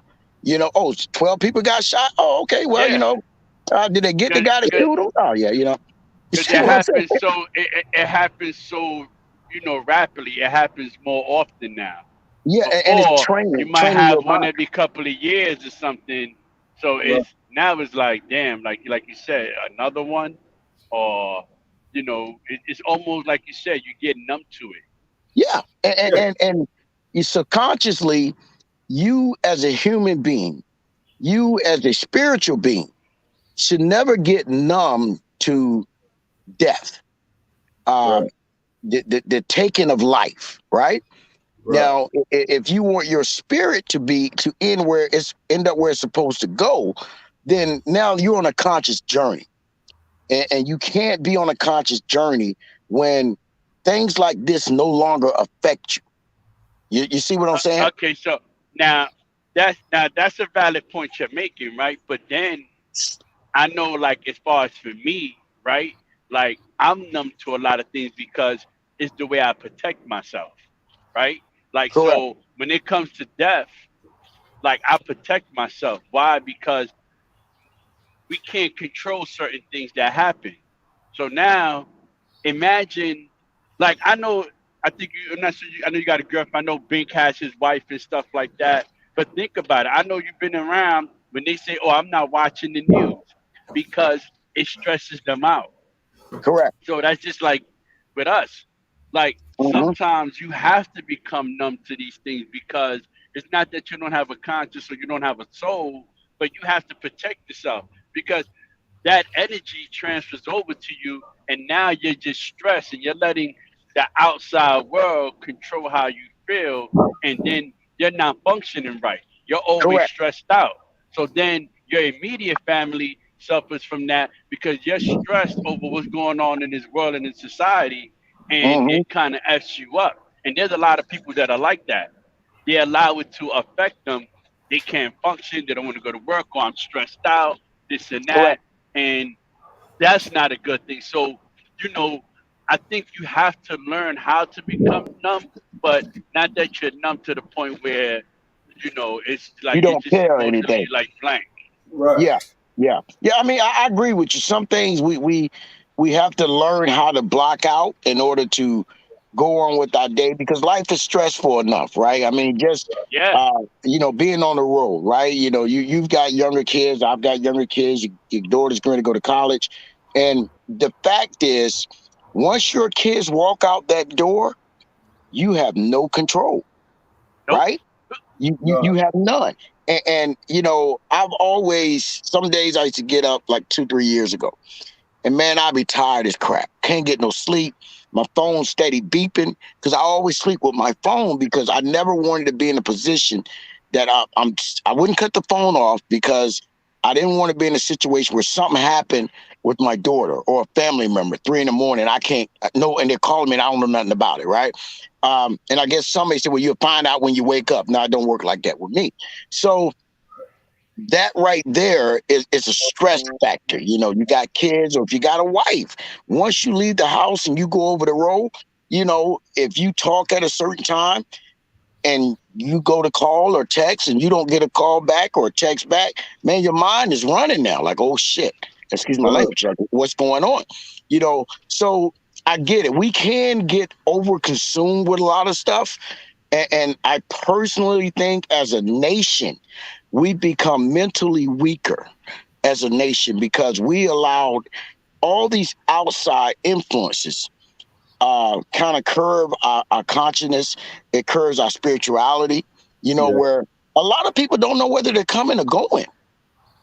You, Yeah. you know what I mean?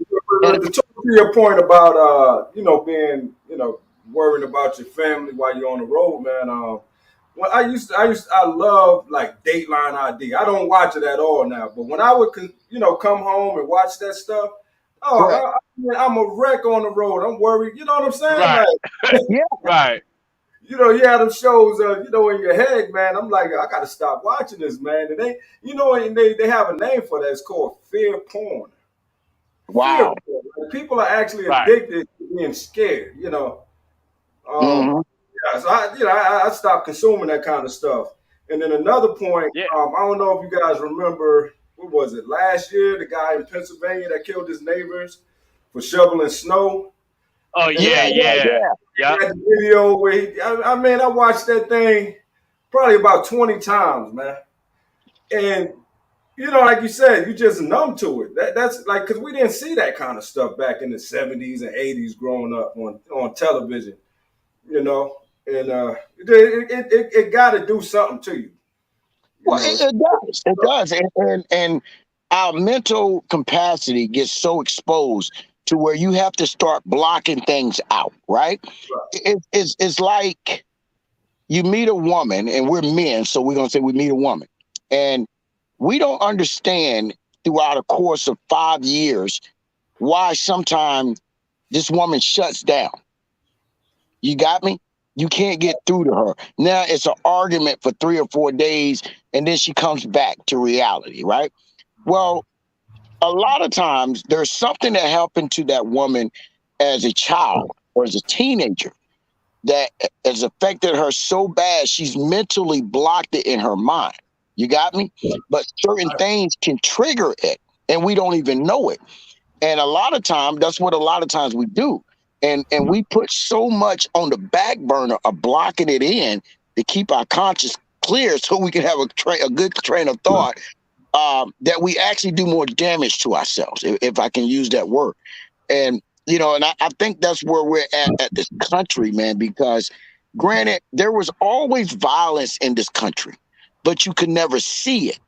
You know what I mean? Yeah, right. Well, Social now, media and all these cameras and everything made it so that you can see more now, right? Because correct. before we used to have to wait for a news team to go somewhere to find out this. Now people recording and just putting everything on, we see it. And this is what I'm saying. You Correct. have to, not that you have to become numb, but you have to have, some sort of system in within you where you don't let this stuff consume you. Yeah, Because yeah. you watching this every day, man. You hearing about kids, pregnant women, Right. murder here, murder there. It's Correct. like, neighborhoods like, and then you might have like people that that are dying. So think of all of that could consume you if you're not strong.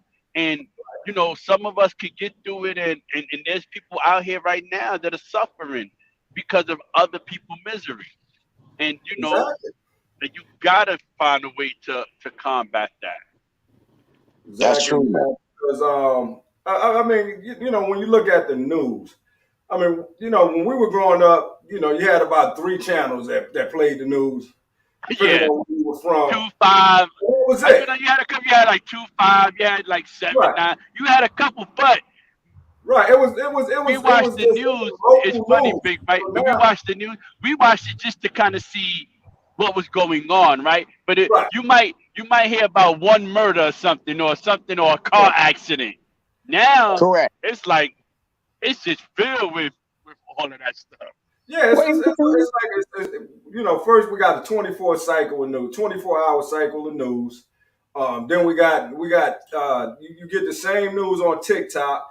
You used to get your local news, so now you're getting news from Chicago. If you're on Facebook, people Right. that move to different parts of the country, you picking up some of their news feed. You know what I'm saying? So you're just getting news, just inundated with news just from all over the country. And it yeah. seems like the world is worse than what it is. I think it's a lot calmer now than it was back in the days. It's just that the news is just reporting a lot faster. Yeah, well, it is a Yeah. lot calmer. I mean, back in the day, and when you say back in the day, you're talking when we were So, younger, or we're going back into the 20s and 30s when nah, everything was on newspaper.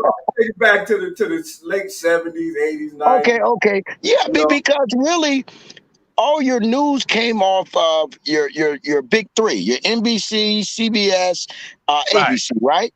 And depending on where you live, they had one news channel, maybe two or three, but what was reported was limited, right?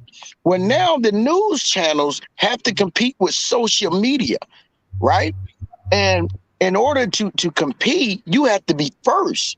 So soon as someone puts a Right. post out, the news is on it. Boom, there you go, right? Somebody got murdered in West Chicago. They got decapitated at 2 in the morning. 7 in the morning, you wake up, you ain't even got the brown sugar in your coffee yet or your tea. You're like, what? right. They did what? You see what I'm saying? And it didn't used to be that way. But even just all over the world, I don't just follow the news of this country. And I follow news all over the world. I used to love the BBC, but now I switched over to Gravitas. It's I think they call it Y on WION network. You can get on your app. I like to watch the lady that she's always on YouTube, but I get the stuff on my app. But I like to go and watch her specifically, and she talks about stuff all over the country, but she gives it to you raw. It's like you're looking at a Indian woman who has the strength and the mental capacity of Joe Madison, the way she talks to you. You know what I mean? So you have that aspect of it, and just because I like to see what's going on in every part of the world, not just here, because I realize what's going on in other continents are affecting us over here. You know what I mean? Exactly. So I mean, it's just we like have, the oil prices. It's global.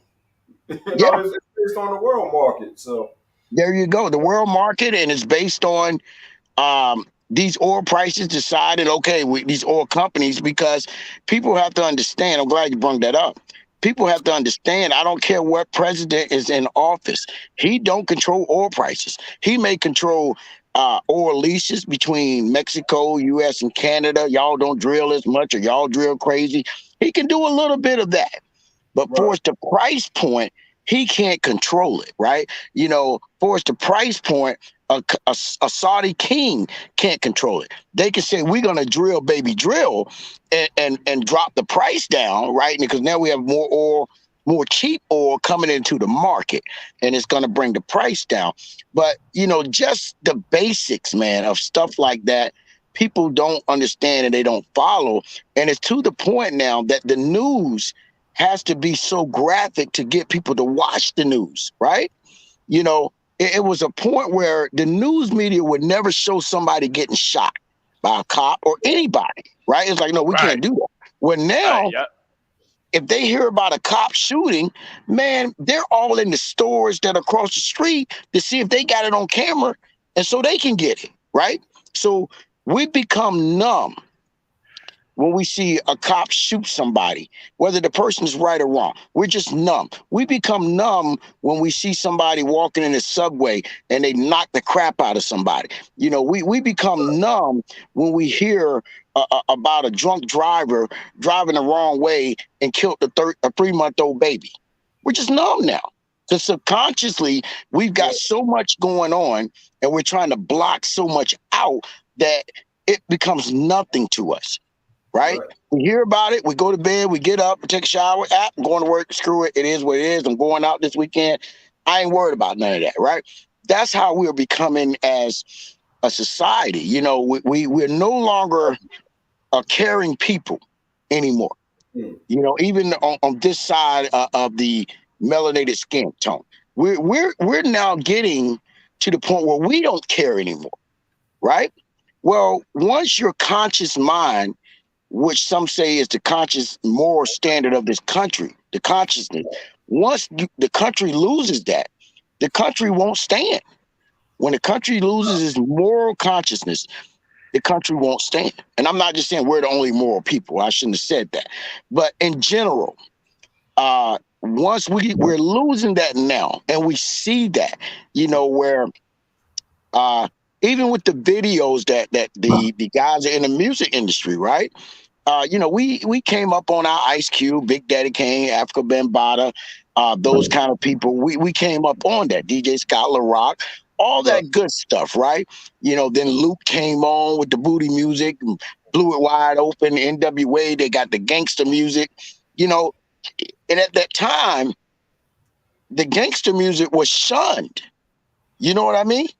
It right, was really shunned. What Luke was doing was shunned. Now his was shunned before other reasons because he was doing his own distribution. He didn't have to pay anybody, but it was still shunned. Like, no, we can't have this. Well, what do we have now? Every time you turn around, I'm waiting to see a billboard with an electronic billboard and they got a girl twerking. It's coming sooner or later, right? The violence in music where everybody's got guns and they're going to do this and do that. This is where we become to, and we've accepted that this is the reality that we live in. On some hand, it is, right? But right. on a social standpoint or from a conscious standpoint, well, once you see something over and over, you just say either I'm going to get involved in it or it means nothing to me, right? And it's like if McDonald comes out with a chitlin sandwich, right? I'm just Right. using that as an analogy. And you're like, man, I ain't eating that crap. But you keep hearing it and seeing it on TV, Yeah. right? Oh, I can back it up. When Popeyes came out with the chicken sandwich, I had my first Popeyes chicken sandwich about 2 months ago. And I said, man, I'm not impressed. Because subconsciously they was shoving that chicken sandwich in your face every day, right? Every day they shoving the chicken sandwich in your face, right? To the point where you subconsciously have to go get one. You Yeah. got me? So now Oh, take yeah. that into The Yeah, herd mentality, man. there you go. So now you take that as a country into the violence nature in music. Take it to the disrespect of women by men and within their own selves, right? Now we ain't giving nobody no pass, right? So when we look at all that, it's like you can remember this. You go back to when you was 17 to 23, right? Right. And I know you grew up in New York, correct? Correct. Okay. How many private stock ads or Mickey Big Mouth ads did you see when you was growing up as a teenager into your early 20s? Oh, they had a whole promotion. Okay, so when you became legal to drink, or probably before you was legal to Before, drink, yeah. you Yeah. had to get that private stock or that Mickey's Big Mouth, right? Yes, sir. You see what I'm saying? So Yeah, what was subconsciously, that? Yeah, we used yeah, to floss with the and they didn't even check ID back then. no, they didn't. No, they didn't. So, but What was subconsciously, the 64-ounce joint? You thought you was killing them. oh yeah, I remember that. I What remember that. was those? That Yeah. So was but private stock, I think. Yeah. yeah, private stock and Mickey's Big Mouth. Because I don't know if you remember, they had came out with private stock was making a lot of black males sterile, I and a lot remember of places that. trying to get it out the store. But subconsciously, guys wanted that private stock. Now I was a St. Ives guy. You know what I'm saying? I was a St. Here Ives we go. guy Yeah, myself. my Yeah. earpiece kept disconnecting. All right, I'm back. Okay, Yeah. I'm glad I'm Yeah. sitting still because I can never get mine to work with the earpiece. Yeah, So, that was but a cut. That was a cut class special right there. St. Oz, yeah, I Mad love Dog. me that St. Hey, Ives, hey, man. hey, And that's what the was that? What classic. was it? I shouldn't be saying this, but I'm older now. Man, we used to drink, get drunk, and go beat people up off that St. Nas. A lot of fights happen Yeah. drinking off that 40 St. Nas, boy. Yeah. When that Yeah, first came Somebody out, getting drunk. oh man, you couldn't tell us nothing. that cricket letter I. Yeah, Yeah. a So lot of fights drinking that joint. yeah, so I say that point, Bink. I brung it up to say how our consciousness can be affected, right? To the point where we either gonna go to it or pull away from it, right? So Yeah. now once we just make that decision, it's in the brain, you know. And that's why I use that analogy with the private stock, the Mickey Big Mouth, we bring up St. Eyes, all that. Right. You've seen it so much, you had to have it. They Right. promoted the Popeyes chicken sandwich so much, you had to break down and buy this chicken sandwich. And it wasn't all that. Right. So, you know what I mean? So that's why I say, and I agree with Rob, sometimes maybe we're too conscious, right? Maybe we are too conscious, but I understand what they're trying to do with our consciousness as a people or as a nation. I don't want to use that word. As a nation, I understand what they're doing with our subconscious, right? Because you will have people who will, even in the political realm, they will say the same thing over and over and over and over and over and over and over and over and over and over and over, right? Different people over and over and over and over and over. When you say, okay, well, wait a minute, they're right, just because you heard them say it over and over and over and over, Right. so subconsciously it does get to us, break us down, and it does go into that conscious part of our mind. I always just try to keep my mind uh, clear as possible, so I can always make certain decisions based on an intelligent thought, not based on raw emotions. You know what I'm saying? I always say, I don't assume nothing, because assuming it gets you killed. So I ain't gonna assume anything. You know what I mean? That ain't how I roll. Right. Yeah, man. But it's interesting when you talk about it from different perspectives. Even myself, I get a different viewpoint, and it makes me think about my thought process on certain things. Certain things I'm just not changing. It is what it is. But Right. 98% of this stuff, I will take some opposing point of view and put some serious thought to it. Because we can be closed minded when we just feel we're right no matter what. You know Yeah. what I mean? So, yeah. A lot of time we're getting these trucks, man, and we don't have nobody to check us on our BS, man. Not saying that we're wrong all the time, but sometimes we need to, have another opinion on, some of our point of views. Because we sit in that truck, we think of everything, we think of all kind of stuff going down the road, and we think we're right, but then we never have nobody to test us on it. Correct. And that's why I say that getting in a truck, if you got personal problems, coming into the truck to start your week is a death knell. You got me? Yeah, Uh, yeah, Now you got all the time to think, but you're not thinking rational. And then here's the double-edged sword.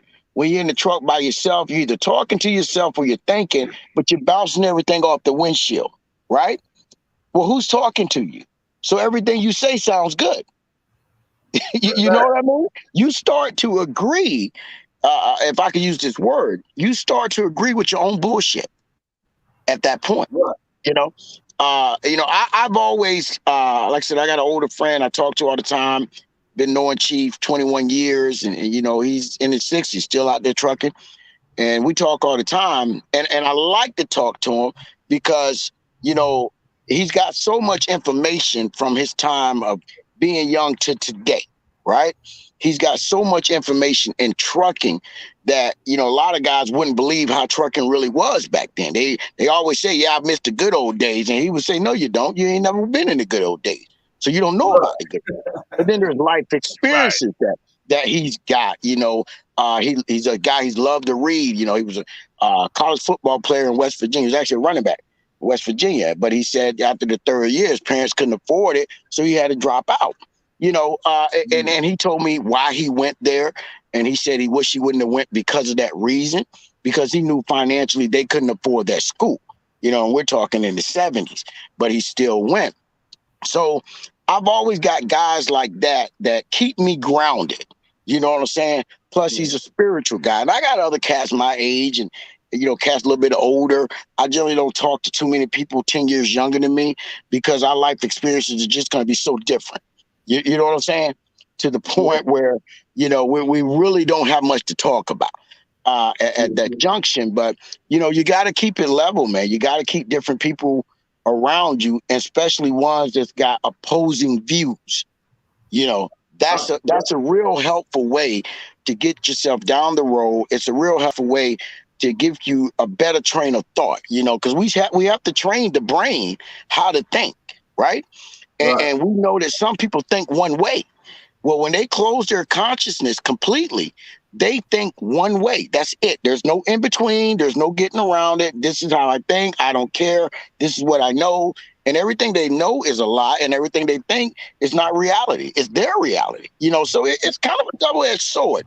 When we start dealing with the conscious mind of people, I think that, and I don't want to run on too long. I think that when people say consciousness, and I know it's not what Rob meant, we think about, okay, this person is a conscious rapper, or this person is a conscious artist. This person, they meditate a lot to open up their consciousness and release all the bad, I wouldn't say spirits, the bad thoughts, right? They try to clear their Yeah, the conscience. bad juju. There you go. There you go. So they try to release all that. And sometimes it works for some people, sometimes it don't. But I just think at the end of the day, we have to try to be conscious on a lot of things, but at the same time, we have to realize we're living in a world of reality, right? And I'm gonna go full circle back to the metaverse. That's why they're trying to pump it up, because it takes you out of this reality and it puts you in another one. There was a girl who said she was in a metaverse and she got groped in the metaverse. Wow. You see what I'm saying?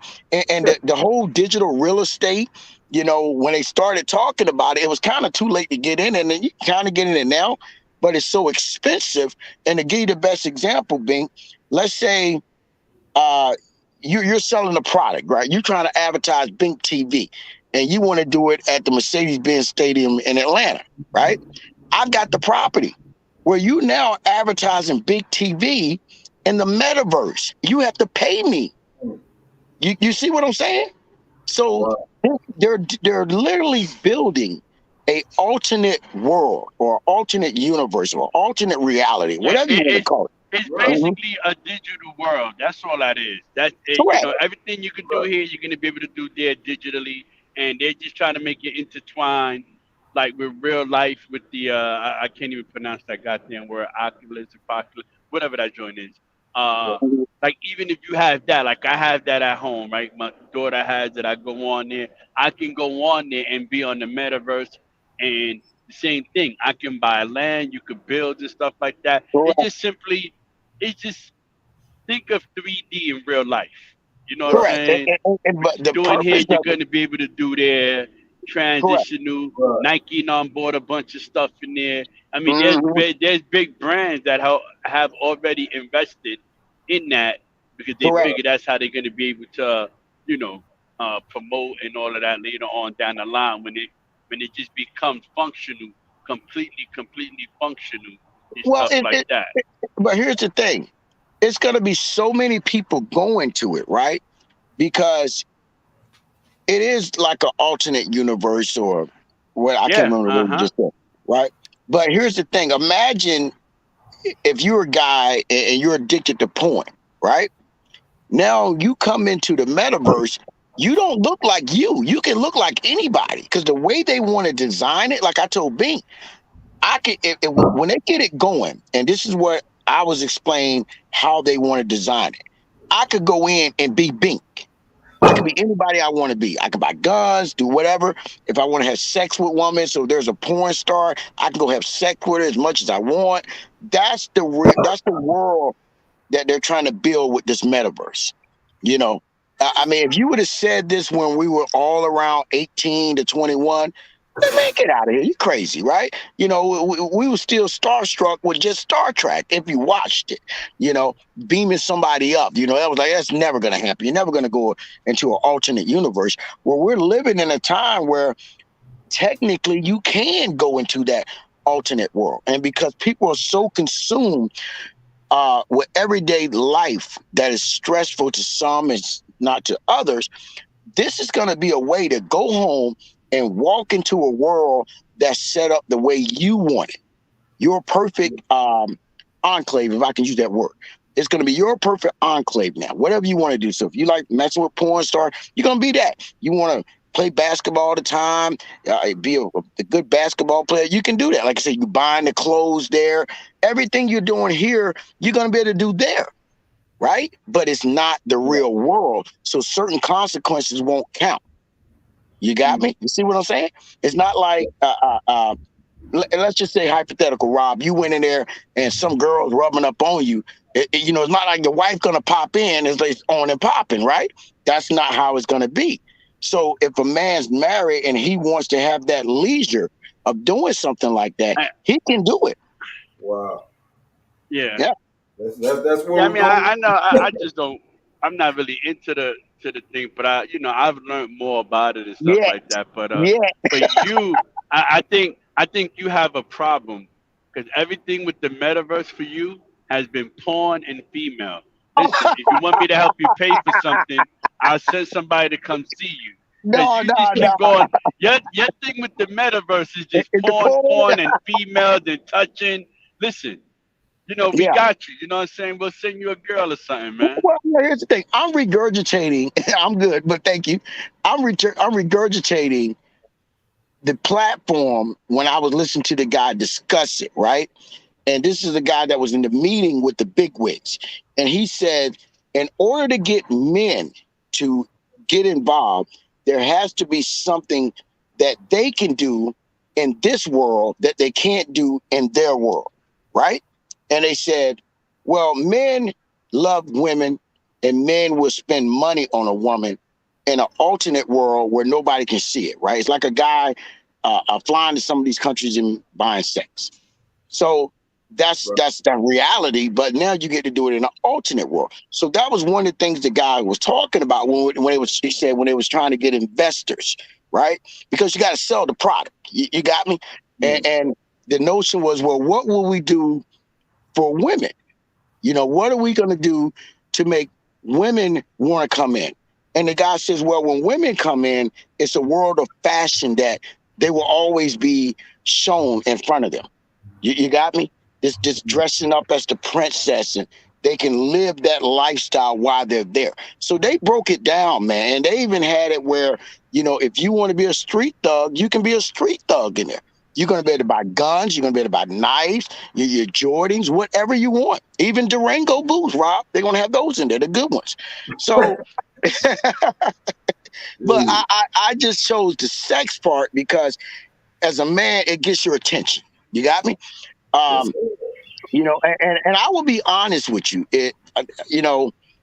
I did want to try to get some digital real estate, but by the time I was looking at it a year ago, the prices were just, it was above my pay grade, right? Even getting into the metaverse, when they first started, they had it as Meta. And then before it came out, they're going to do this metaverse.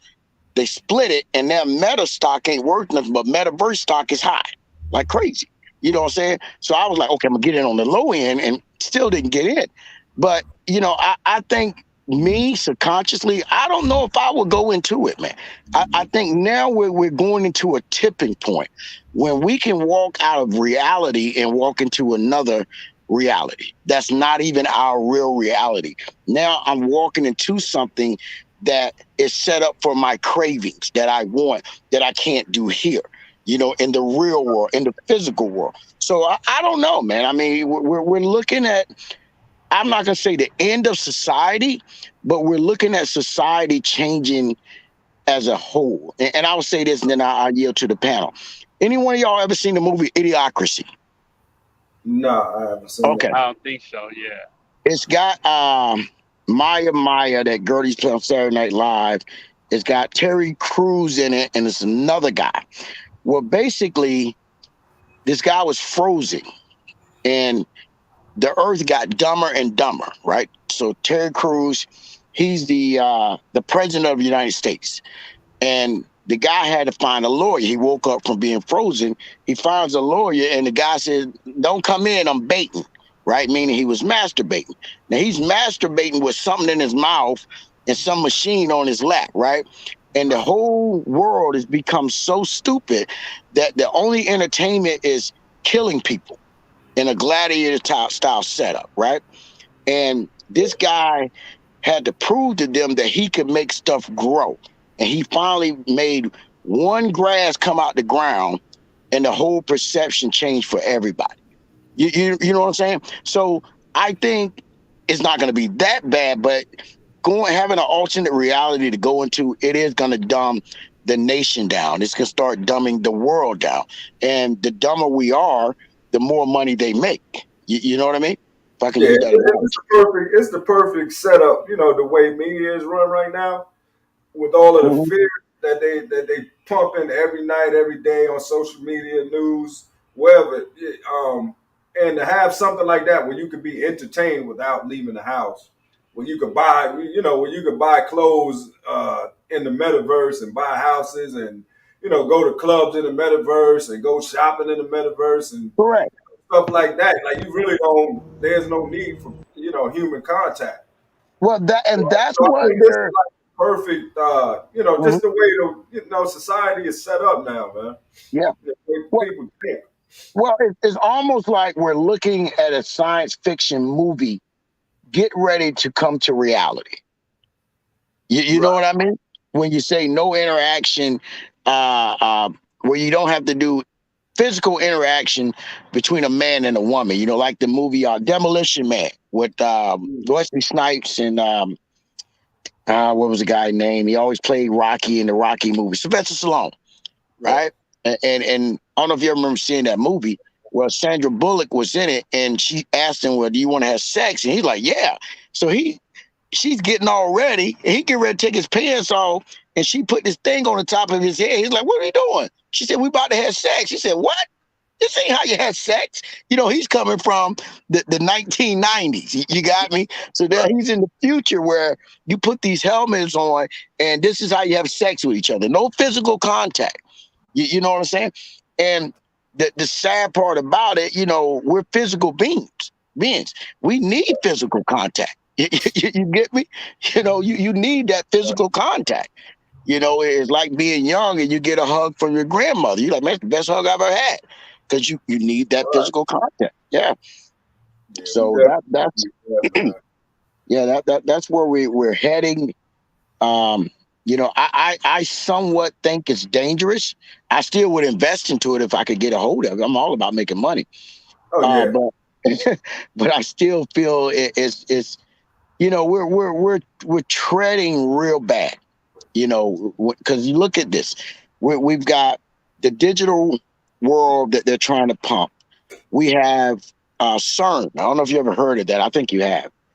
SERN, okay, yeah, right? I heard that. Okay, we've got that going on, right? Where they're trying to use black matter and basically open up another dimension. You got me? So we have this stuff that's going on right now, and it's like, okay, well, where's the world headed to now? Hold up, you're trying to open up another dimension, and we have a reality that we can go from a real reality to another reality. You got to sit back and ask yourself, where is this world headed to? Not just the country, the whole world from that Right. aspect. Hmm. Yeah, Yeah, man. But man, I appreciate you swinging through here, bro. no problem, brother. No problem. No And problem. yeah, man. Yeah, where'd he go? Hold on, y'all. Hold on, a second. Cancel that. But yeah, man, I got my 100 double pump burpees in. This is day 2 of the June 19th. 100 double pump burpees a day. We knocked it out the park. But it's your boy Bink. We about this camp. Appreciate my small panel for coming through. This was a workout show. It turned into a talk show. Shout out to Dill. Shout out to Rob from the BX. Pretty good show, man. Like I said, you never know what these gonna turn into. And I welcome it. I welcome it because I really ain't got a whole lot to talk about. Worked all day. It's time to go to sleep, man. But listen, I gotta get up out the crib, man. I holla at y'all. Peace. Yeah.